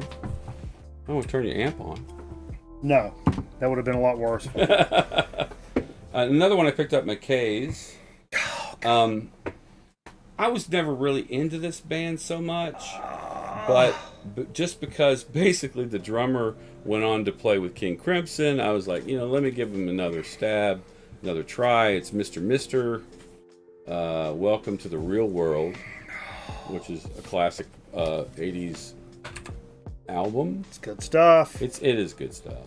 It really is. Pat Mostoletto is the drummer on this album. No. Part of the trio of drummers they use now. Jay has this. I've been looking for this for a long time. This is one of my favorite pop albums of all time. Okay. You want to do some trading on this? We might. That is the definition of a guilty pleasure album for me. Sure. 100%. I got two more. Silent Eruption. There we go. You do a couple. So in that same thrift store, I found this first, actually. We're in the home of... we're in North Carolina. One of the monster homes of bluegrass in the entire world. And actually, I learned from Zeke, like, people in the other parts of the country, that they're into, like, country and bluegrass and stuff like that. Or jealous of the fact that, like, in Goodwills, you can sort of sometimes pick things up like that here. And, like, sure. in Colorado, buying a, Flats and Scruggs record is like a thing. It's like a big deal. But I ran across this first. It's called Bluegrass for Collectors, and I've never seen this before. RCA, I think it's like 77. But I did notice it had, Mule Skinner Blues, Bill Monroe. Let's see, the World's Not My Home, Raleigh Puckett's on here. Mother's Not Dead, She's Only Sleeping. That's a good track. That's Charlie Monroe and his Kentucky Pardners. Down in the Willow Gardens. New Curly Headed Baby. Fucking A! New Curly Headed Here's a song called Back Up and Push. And then In the Pines, done by Bill Monroe. Yeah. In the Pines, a lot of people know that, it's a Leadbelly song that Nirvana did on Unplugged. Anyway, Nice Bluegrass compilation. I was kind of all over this. Right off the bat. Very nice. And then I found this. Speaking of which. Damn it. Fuck. Speaking of Flats and Scruggs. Flats and Scruggs, 20. These are all $1, by the way. Those CDs were 50 cents. The VHS were 25 cents. The LPs were $1. Flat and Scruggs, 20 all-time greatest recordings in a deluxe 2-record set. I mean, can't pass it up. Now, one of them boys is from Mount Airy. Hell yeah, he is. Lester Flat, or is it Earl Scruggs? Foggy Mountain Breakdowns on here. Wabash Cannonball. Detroit City. Salty Dog Blues. Dig a Hole in the Meadow. You're Gonna Miss Me When I'm Gone. The Ballad of Jed Clampett, which is the Beverly Hillbillies song. John Henry. Nice big old gatefold.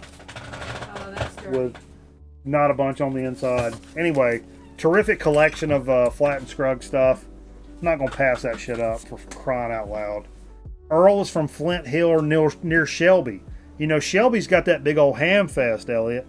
Ham fest. I like going down there to that ham. I'm a ham. No. They have a ham fest in Shelby. Oh, you're talking about ham radio. Damn right, I'm talking about ham radio. About meat. They Shelby is known for the. Are you talking about Scrapple? No, it's not Scrapple. It's like that. Yeah, it's Liver Mush. Liver Mush Festival. Yeah. They have a Liver Mush Festival. Yeah. Ballad of Cement Pond. Your mom's name is Shelby. God bless her. I got a bunch more. Steve, what you got? Do one. Do one. Well, they kind of go together. Well, I'll do them. No. I'll keep going. Care, I'll do Look at them. this. I'll keep going because it's all kind of the same vein, the same stack. 16 greatest hits by the Stanley brothers. Oh yeah. Oh yeah. This is kind of tough to find. It's a little bit pricey. Ralph and Carter Stanley, if you guys don't know. Of course, Ralph Stanley's the one. Legendary bluegrass. Grand Ole Opry. He was the king of the Grand Ole Opry. Literally, and me and Steve actually together got to see Ralph before he passed. Yeah. Play at Merle Fest. With guitar picker. What's his name? What's that guitar picker? You're talking about damn it. Flat picker. Tony Rice? No, not Tony Rice. Who was it? Jimmy Page. Oh. Who? Oh, I can't think of it. That's going to drive me crazy now. Anyway, fantastic collection of hits. It's got one of my favorite bluegrass songs of all time, Train 45. Train 45, leaving Cincinnati, Ohio, all aboard for All Points South. Boom, boom, boom, boom, boom. Anyway. And I like it. Some of you guys that are not from around here and whatever are like, fucking bluegrass, country, y'all bunch of rednecks, some bitch. Bluegrass is some of the most amazing musicians, and what I liken it to, bluegrass is like the punk rock of country music. These are the guys that were like drinking and crazy. Most Ricky Skaggs. Oh, Ricky Skaggs. Ricky Skaggs and Bill Monroe. Most festivals, it's hard for the common man to see bluegrass. It's all the college professors are the ones that are huge bluegrass, like. What's up, Nick? Connoisseurs. Elliot said he got to see Ralph at Johnston Community College late in his life. Yeah, that was pretty incredible. We got to see him at Merle Fest with Ricky Skaggs, and on the lawn, and we were kind of not the lawn, but the big stage, the main stage. Mm-hmm. That was really cool, man. It was like probably about a year. I think it was like a year before he died. We killed him. We killed him. Our presence alone just killed him. Whew. But yeah, man, I saw all these and I was like, holy shit. I'll finish out what I got, Steve, because this will blow your mind. Check this out. In this little place that I have rarely scored at this little thrift store, and this was enough right here to qualified as a score. These Bluegrass records I've already picked up. Mm-hmm. Then I saw this. Bella Fleck, Crossing the Tracks. Oh. It's the debut album by Bela Fleck. Wow. Yeah, 1979, I believe it is. Pretty kick-ass. Wasn't he part of the Newgrass revival? Yeah, this Bob Applebaum, Russ Barenberg, Sam Bush is on this. Sam Bush, yeah, he's always at Merle. Mark's, yeah, Sam Bush is always there. Can't get rid of him. This is the. This is worth a bazillion bucks. The debut. This is an OG, like first press, Bela Fleck debut album. And if you don't know Bela Fleck, it's kind of blurs that line between. It's like a virtuoso of the banjo. Yeah, it blurs the line between bluegrass and like jazz a lot of times. I've got one of his CDs that's him playing classical music on the banjo. Right, and a lot of people would say he's the best banjo player, period. Yeah. But here's the one of my good buddies that I worked with, Ralph McGee.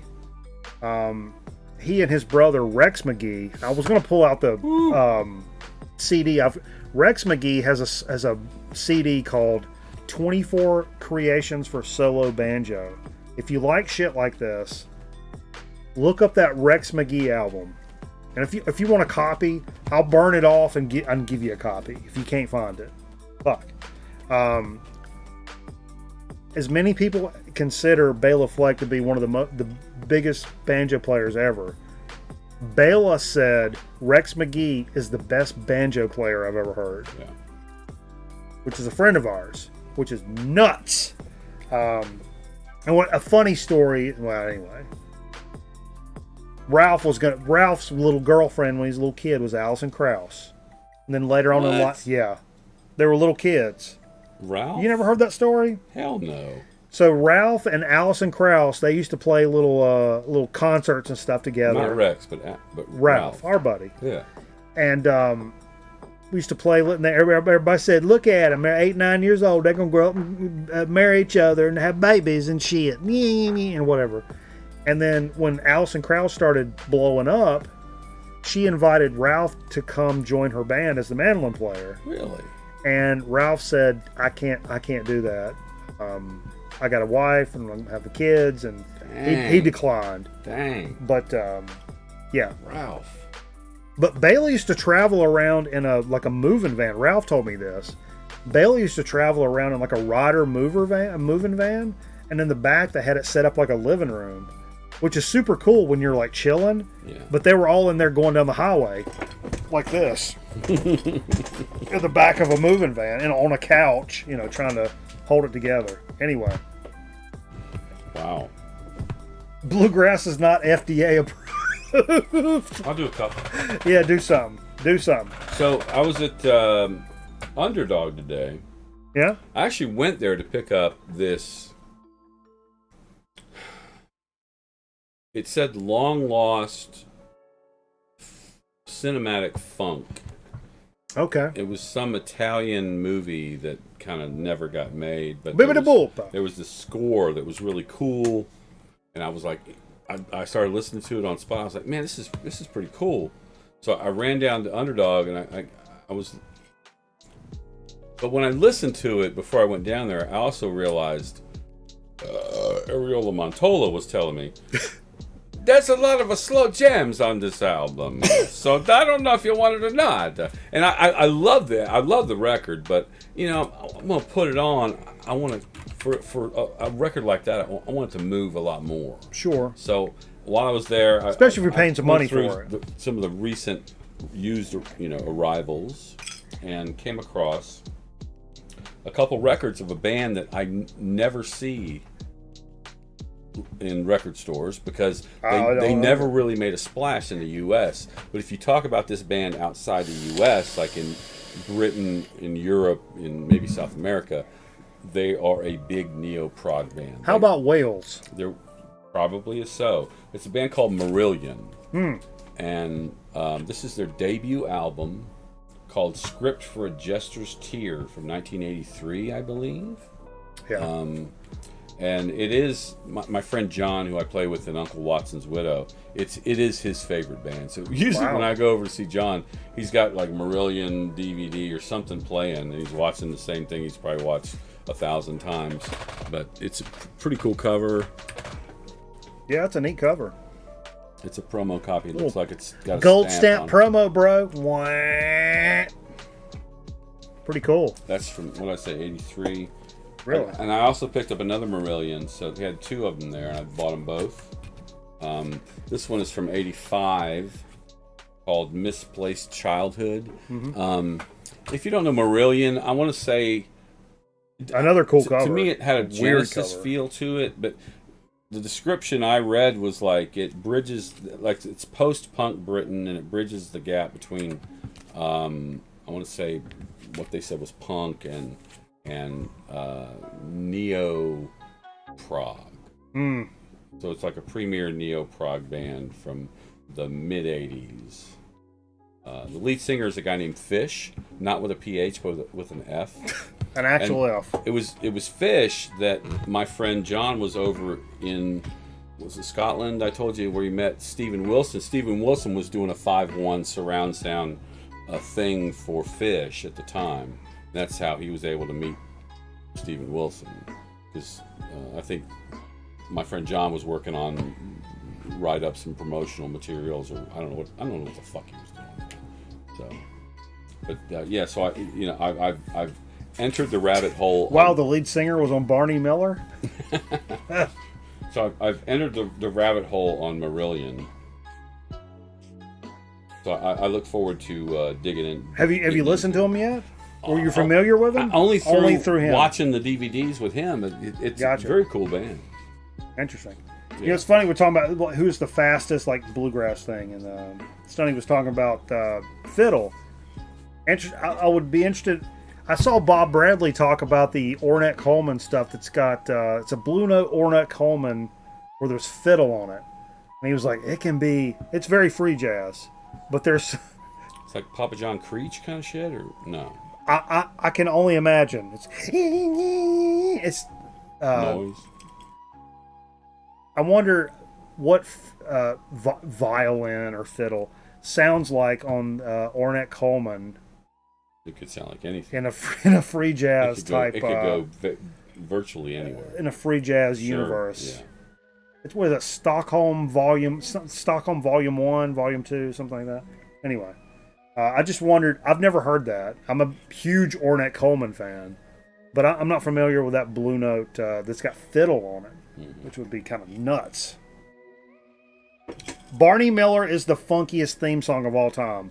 Boom, boom, boom, boom, boom, boom, boom. That drag beat. And also I picked this up too. Boom. Another Bela Fleck, and this is with the Newgrass Revival. Oh, okay. Deviation. This is from, it's a little later. Yeah, Newgrass Revival is kind of when the hippies take over the bluegrass era. There is a jumping off point where it became a little different, and bluegrass became a little something else. Yeah. The hippies and the... Jerry Douglas, Sam Bush, Bela Fleck. Yep, and this actually has Pat Flynn, Sam Bush, and John Cowan. Okay, John Cowan. John Cowan. We've also seen him at Merlefest. Absolutely. Legendary player. But the 84 release... Shit, hold on. 84 release. If you've never checked that out. I've never seen that before. I've never seen any Bela Fleck records ever. Like, non... CDs. Both of these, I think they're on Rounder Records. Yeah. But I've never seen them out in the wild, like looking for record kind of things. I haven't either. But to be honest, $1 a piece, and these are really, yeah. What? Yeah. Yeah, good stuff, man. Wow. Now I do have something. You talking about changing direction. Change in direction, something. I think in the world they would call this a juxtaposition, Steve. There's a went over and filled a couple of holes. You into filling holes, Steve? Oh, I'll fill a hole. Show me where it's at. We mentioned earlier when I was showing off that Excursion and Ambience Volume 3. It's got the Aphex Twin track number 19 on it, which you can't find anywhere else. I had to fill some Aphex Twin EP holes, some newer EP holes for them. The Collapse EP. This is a limited. This only came out. The Collapse had a different cover than this. Yeah. These were used. Both of these, I've got 2 of these. They're used. It's Aphex Twin Collapse. Came out 20. Where'd you get that? It's got the see that the back cover. Yes, the logo. Yeah. Yeah, that's cool. Yeah. Is that a lenticular logo? Is that a lenticular cover? Reticular, ventricular, ventricular. Lenticular.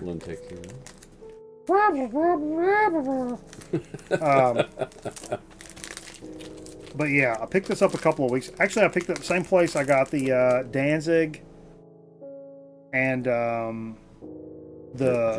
Accept and some other stuff. Anyway. Oh Lord. Oh, the Blake sleeve with the flap. Sleeve, Thank you so much for that. Ugh. The original cover is Not that. it's not very good. Oh, it looks like this. To me, this sounded like old school Aphex Twin. Ooh, look at that. Yeah, That's the original cover? it looks more like that. Yeah. Orange, just orange on the What back. is that? Maybe it's just black wax, probably. I assume. Yeah.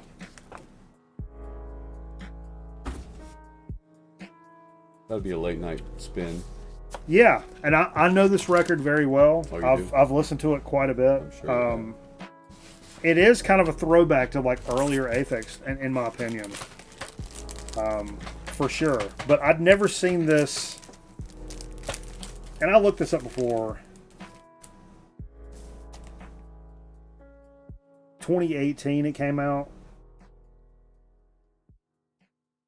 I can't remember like the deal with this particular release on the silver. Here it is. Limited, first edition, limited edition, contains download code, blah, blah, blah. Anyway. I'd never seen the silver, like, limited thing. And it was used. It was like 12 or 13 bucks. Yeah, put stuff together.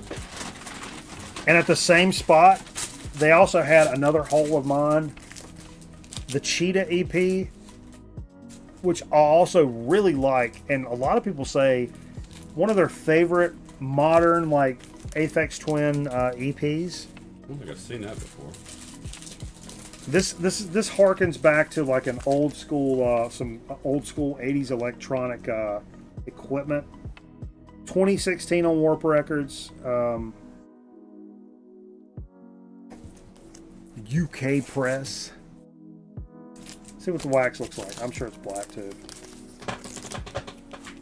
I hear you, Elliot. Thanks for hanging out with us, brother. We really appreciate it, man. And I kind of stalled out on these. I mean, I love the old school Aphex Twin. That's what I mean. That's what my shit is. But like, finally, used for 12 or 13 bucks, I was happy to pick up both of these. Sure. Just to kind of fill the holes in the collection, and I like both of these a lot. Some of the other like side projects. Like, dude, they had Window Liquor, Eric. They actually had Window Liquor, and I went to go buy the Window Liquor EP. It was a repress. They had Come to Daddy and Window Liquor also, which I need. Don't you have Come to Daddy? I don't have Come to Daddy. Oh, no, I've got it on CD. I don't have it on vinyl. But, because it's not my favorite. It's the most popular, but I was going to buy the Window Liquor because it's got the equation on it and nano. Ugh! But somebody had scooped that up before I got there. But It's good stuff. It's good stuff. I was really stoked to pick that shit up. Fill some holes in the collection. It's so funny, man. If you want to know what Grown Man Record Night's all about, we went into like a deep dive of fucking Bluegrass here in North Carolina, and then went right from that to some Aphex Twin shit. Well, yeah. That's pretty much what it's about here on the program, and has been for almost a goddamn little 80s, decade. Little English prog. 80s, English prog. Ambient, bluegrass, EDM, Jesus Records. That's what it means, man. Covered all. That's what it means to be right here. Yes, sir. Don't rate a high FX1 cents, and including Zero, and I'm sad about it. I like Zero. That one kind of sparked me back, and that was a more recent release, right? Yeah, I've got that one, and I like it, man. There's some tracks on there. I would say give that another listen, man. That's one of those that like, and it's like metal bands. I do that where I'm like, they release a new album, and I'm like, oh, I don't know, man. It doesn't sound like their old shit. Fuck, man. But like a couple of years down the road, and I listen to it, I'm like, you know what? This is actually record show on Sunday. Really good. It's good stuff, man. Yeah, Nanu's one. I mean, that's fuck. Nanu's incredible. Anyway, what do you want to do now? We gotta take a break. Take a break? We're gonna do a soda speak and chip chat, right? You got a soda? I got a soda. You got a chip? We got a chip. Okay. Where are we gonna do a chip? We got chips. All right. Hey, this segment is brought to you by Ariola Montola's Discount Italian Gatorade. You get extra sausage and peppers and growing recognized subscribers. You go up and get one of those sandwiches you like and get extra sausage and peppers. I think all the Italian restaurants in Winston are owned by Greeks. What does that mean? They know how to run a restaurant. That sounds racist as fuck. I don't know. I mean, just as a big wide swath, that kind of sounds racist. I don't know. Hey, you guys stay tuned. We'll be right back. We'll take a quick commercial break, and we're gonna go pee into the sink, and we'll be right back for Grown Man Record Night. Put the ball sack balloon in the sack, blow it up now, give it a whack. Turn up the fun with ball sack. Hit it. Pour some water too. I fly real crazy now, ain't that cool? Turn up the fun with ball sack. Check it out. And here's my little buddy, the ball sack brat. Us two ball jacks are where it's at. This is Rex. Turn up the fun with ball sack. Turn up the fun with ball sack. Here's Wet Banana. You can dash and splash on Wet Banana like Billy. You can dip and slip like Ricky. Slippery wet fun for the whole gang. Could that be Mom on Wet Banana? It is. Regular Wet Banana, 25 feet long, and the new Wet Banana Super Slide, 30 feet long, each sold separately. Wet Banana Super Slide comes with 30-foot slide, banana sprinkler, and fastening hooks. From Koki. Oh, I do enjoy an evening with a little light entertainment. But when your video heads get dirty, you lose your picture. Not a pretty sight. Happily, this new Polaroid video cassette will help you. It actually cleans your heads as it plays, so dirty heads needn't haunt you. New Polaroid video cassettes. Get the picture?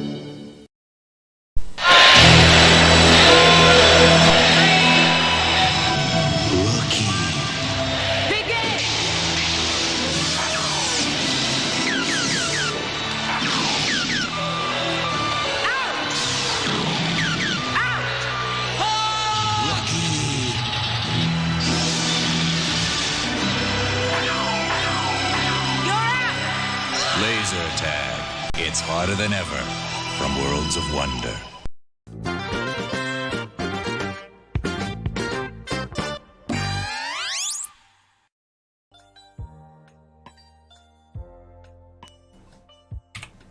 Hey, welcome back, everybody. We appreciate you guys staying with us late into the evening. You a fan of the laser tag? I like, I actually had, I had some laser tag stuff when I was a kid. Yeah. Had the big white rifle. Pew, pew, pew, pew, pew. But what I actually had that nobody else had that I ever have known in my entire life, I actually got Laser Combat, which is made by the same people. No. Laser Combat had a different gun and a vest, but it came with a little robot. A robot? And the robot would go around the room. King? The robot would shoot at you. And on the commercial, the kid's like diving on the couch, choose, and shooting at the robot. Because I was an only child and didn't have anybody to play with. So laser tag, although I thought it was so cool, I wouldn't have been able to play with anybody. There was nobody there. Unless my mom was going to dive on the ground. So they bought your robot to play with. Yeah, I asked for it. Because I knew I was an only child. And laser combat was what I bought. And probably rarer to collect. I don't mean to get us off the track. What are we doing? Anyway, let's get into a little so to speak. All right. Oh, I had Captain Power, Scotty. I got I got a sealed Captain Power VHS over here. I forget where I got this. Where'd you get it? I don't remember. I think at a restaurant. A restaurant? That had some weird sodas. I'm gonna kill this beer first. I imagine this soda will allow us both to take a good shit tonight. Oh, that's promising. Because it calls itself a prebiotic soda. Probiotic? It says a prebiotic. Prebiotic. A prebiotic. That's what it says. I don't like the sound of that. This is Poppy. Okay. Poppi. Poppy. For a healthy gut. Strawberry lemon prebiotic. I got a healthy gut. Prebiotic soda. Okay. Is there a phone number? I got a great phone number to give out, by the way. Do you? Yeah. 867-5309. Puppy. No, Poppy. Poppy's the guy on Seinfeld that didn't wash his hands when he took a shit. Poppy. Photon. Yes. I wanted that too. But again, I didn't have anybody to play with. Pop cultured. You got to read that. There's a little story on the back. Pop cultured. Facts. No one wants a basic drink. So make every hour happy with this bubbly, better for you prebiotic soda that keeps your gut happy and gives your bod a boost. No, gives your bod a boost. Sorry. I don't like that. Downright delicious with 5 grams of sugar or less. Oh, okay. Low carb, baby. Flag. These bubbles with benefits will be your new BFF. Can fucking. Drink Poppy. DrinkPoppy.com. Drinkpoppy.com. Is there a phone number? I don't see one. Damn it. It's got to be a phone number. It says prebiotic. What's the deal? I thought it was probiotic. I know a probiotic. Prebiotic. Prebiotics for a healthy gut, infused with apple cider vinegar. Okay. And immunity sidekick. So maybe this is a good COVID fighter. It's sparkling filtered water, apple cider vinegar, lemon juice, strawberry juice, organic cane sugar, natural flavors, and stevia. Okay, that's your name, dude. It's from Dallas, Texas, by the way. Old DT? So, let's give it a shot. And it says, remove this for better recycling. They want you to take off this little label. No, I like to fuck up recycling. Well, recycling's fucked up to begin with. So. Yo, I know. All right, so here we go. Steve's trying it right now, everybody. You love canned BFFs? Me too. I mean, we already talked about sardines. That's some of my other BFFs.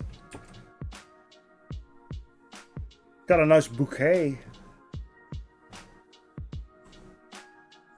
It's like a not sweet lemonade. What do you think? Oh, it's good. It's good. Because it is. Because it's, yeah. It's like a tart flavored water.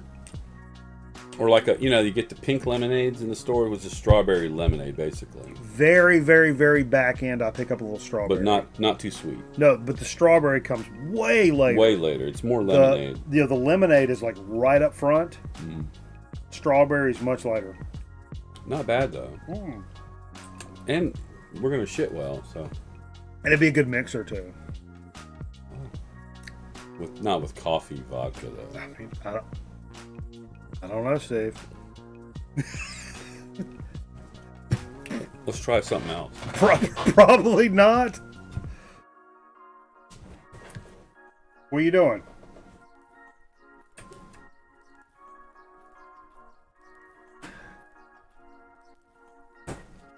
I don't know what to say. I got some Burnett's peach. Oh, some peach vodka? Let's try peach. impressed with this. Okay. Don't you agree? Sure. All right.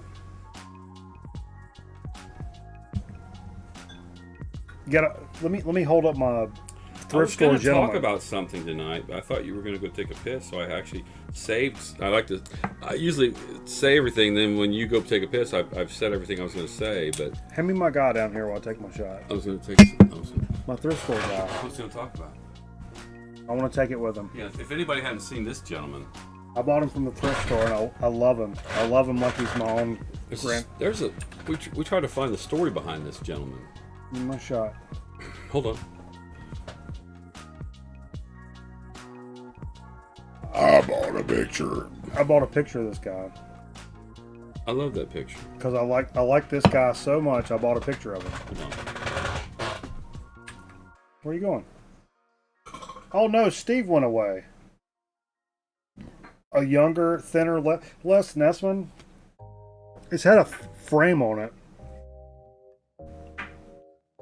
This guy seems like he don't fuck around. No nonsense kind of guy, and I appreciate that. What's his name? George F. Carl with a K. The artist is Gene Carl Tharp. We think his wife painted this. The address is Greenville, North Carolina, which is actually where my stepdaughter is going to college. I think that's East Carolina. Isn't that headquarters of Hardee's? East Carolina? Greenville, North Carolina. North Carolina Hardee's. or South Carolina? Hardy, no, Greenville, North Carolina. Really? Is that right? Yeah. Well, so they got bought by Carl Jr.'s, but so this is the peach vodka mixed with poop soda. Poop.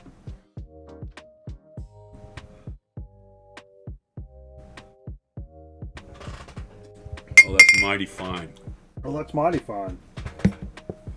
That's mighty fine. I was a bartender, you know that, right? I like fucking my elderly wife. Hey, everybody. When my wife goes to sleep, I stick in the butthole. But she's elderly, so she don't wake up remembering nothing about nobody. She just says she can't poop for 3 days.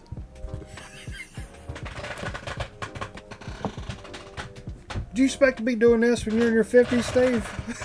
I had planned on it. When I was I thought about, in my 40s, I'd probably have a few youngins.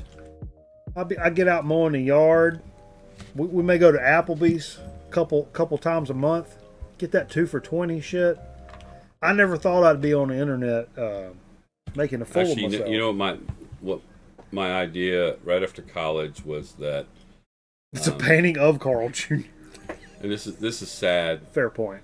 I got my degree in finance, by the way. I have a bachelor's of business administration from the University of Georgia. Obviously. With a focus in investments and finance. Obviously. And I went into this.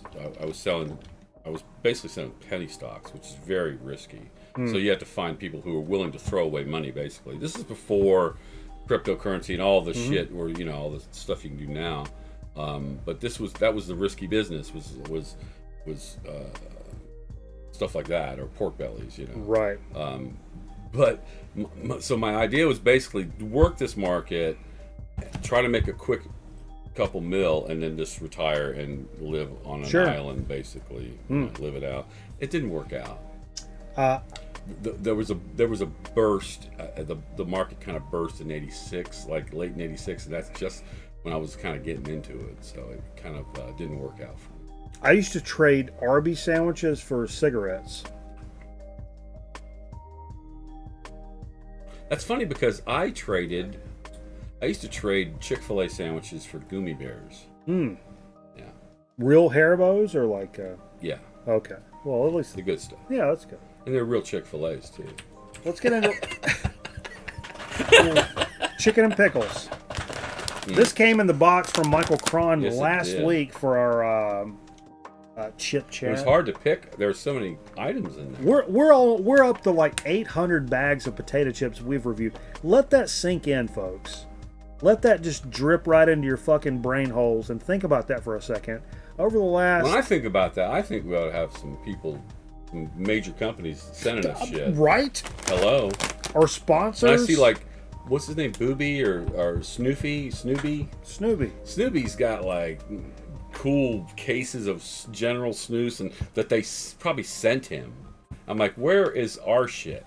Well, also those guys are not drunk off their ass in every stream they do. Not every stream. Yes. Okay. Yes. So what do we have in the box from last week from Michael Cron, Pennsylvania potato chips. Well, these Totis. This might be a Totis. Ah. These may not be a Pennsylvania thing. Ah. It's a rabbit, gentlemen. I think these maybe hop, target a Hispanic market. Steve. Just telling you. Look. Hop. Let me have the bag. No. Hey. Hop. Hop. Ah, look at that. Look at him. He's got sneakers on. Look at this gentleman. Ah. I like this guy. Let me see that. Let's do a little research here before we taste this. I like this. La Costeña. I like this rabbit. Totis. La Costeña. Hey, Teddy, we appreciate you, buddy. It says derechos reservados, which means rights reserved. Okay. There is some English on here, but we don't need to read it. Ah. Distributed in the U.S. Yep. By Valore Foods Company, San Antonio, Texas. So it's not a Pennsylvania thing. That's Tejas. Product de Mexico. So let's try this. So what are you thinking this is going to be? I'm looking at these little onion ring looking things. Yeah. It says chile y limon, so it's going to have a spicy, lemony, or limony kind of... I'm thinking this is going to taste like NAFTA. Like NAFTA? I think it's going to taste like the wall. Okay, that's a little aggressive. Milk crates. It's supposed to taste like milk crates. Is there a phone number? No. Look at these cool little rings, though. In honor of Marvel, the new release of the 10 rings. Whoa. Look at this, folks. These little bitty rings. They look like huge. They look like huge tricks. Why'd I waste all this money on an engagement cereal? ring? I could have just used one of these. Look. Oh, they're smooth. They're so smooth. Look here. That'll make a good cock ring for you. That's delicious. It's like cereal. That's what I'm saying. It's like huge Fruit Loops or Tricks or something. So airy. Yeah, it's like corn pops, but pops. I like them though. Yeah.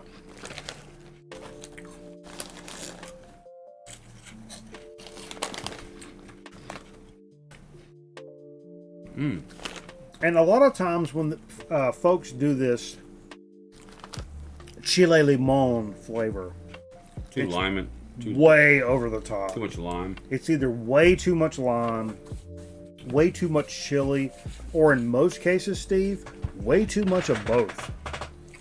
I think the Frito-Lay's company has a tendency to do that. They give you a lime chip. It's like, it's just way too. This is way limey. This is perfect. Well, limey's a derogative word, I should Oh, easy.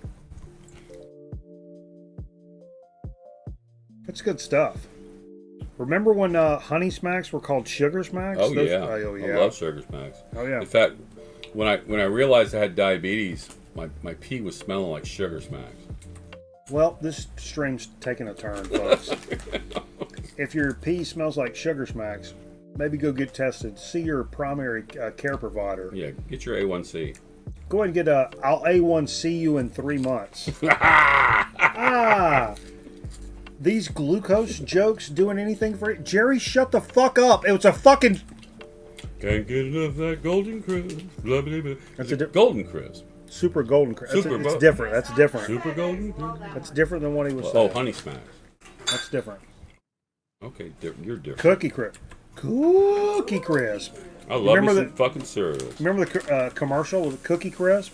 They had the like Ooga horn, and he goes, "Hey, Cookie Crisp." Yeah. I think you'll like these. Well, it's all right. I think we've done well for ourselves tonight, Steve. We've done well for ourselves. Yeah, we got Mexican chili snacks. We got a shit soda. We got we not only did Aphex Twin albums, but we did Bluegrass albums and some prog albums. We talked about, I don't know, some other stuff. Fuck, we don't remember. That's a long time ago. A long time ago. But I'll tell you what, you guys are the fucking best. I know we've had some new folks coming in here tonight. Play us out, Steve. Are we done? Yeah. Satan gave me a taco and it made me... Oh.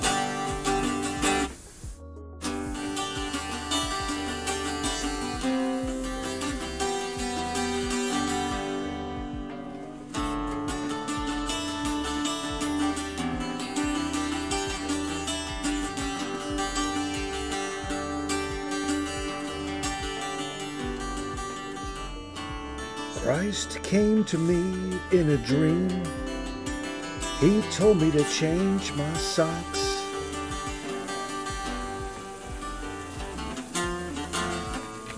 Okay, that's enough of that.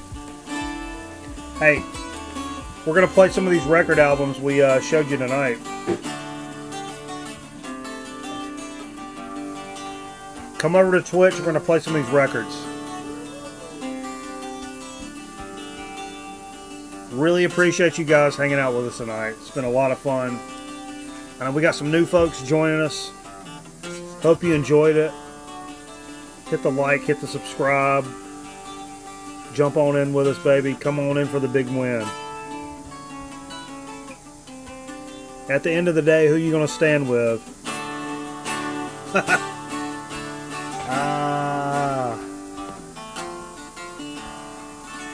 Yeah. A lot of fun, man. And we'll see you next time. Hey, catch me tomorrow night on Mr. Bizarro's stream. We're going to be talking some Stoner Doom stuff, man. It's going to be a good time. Appreciate you guys, man, for real. And also D's Nuts. Well,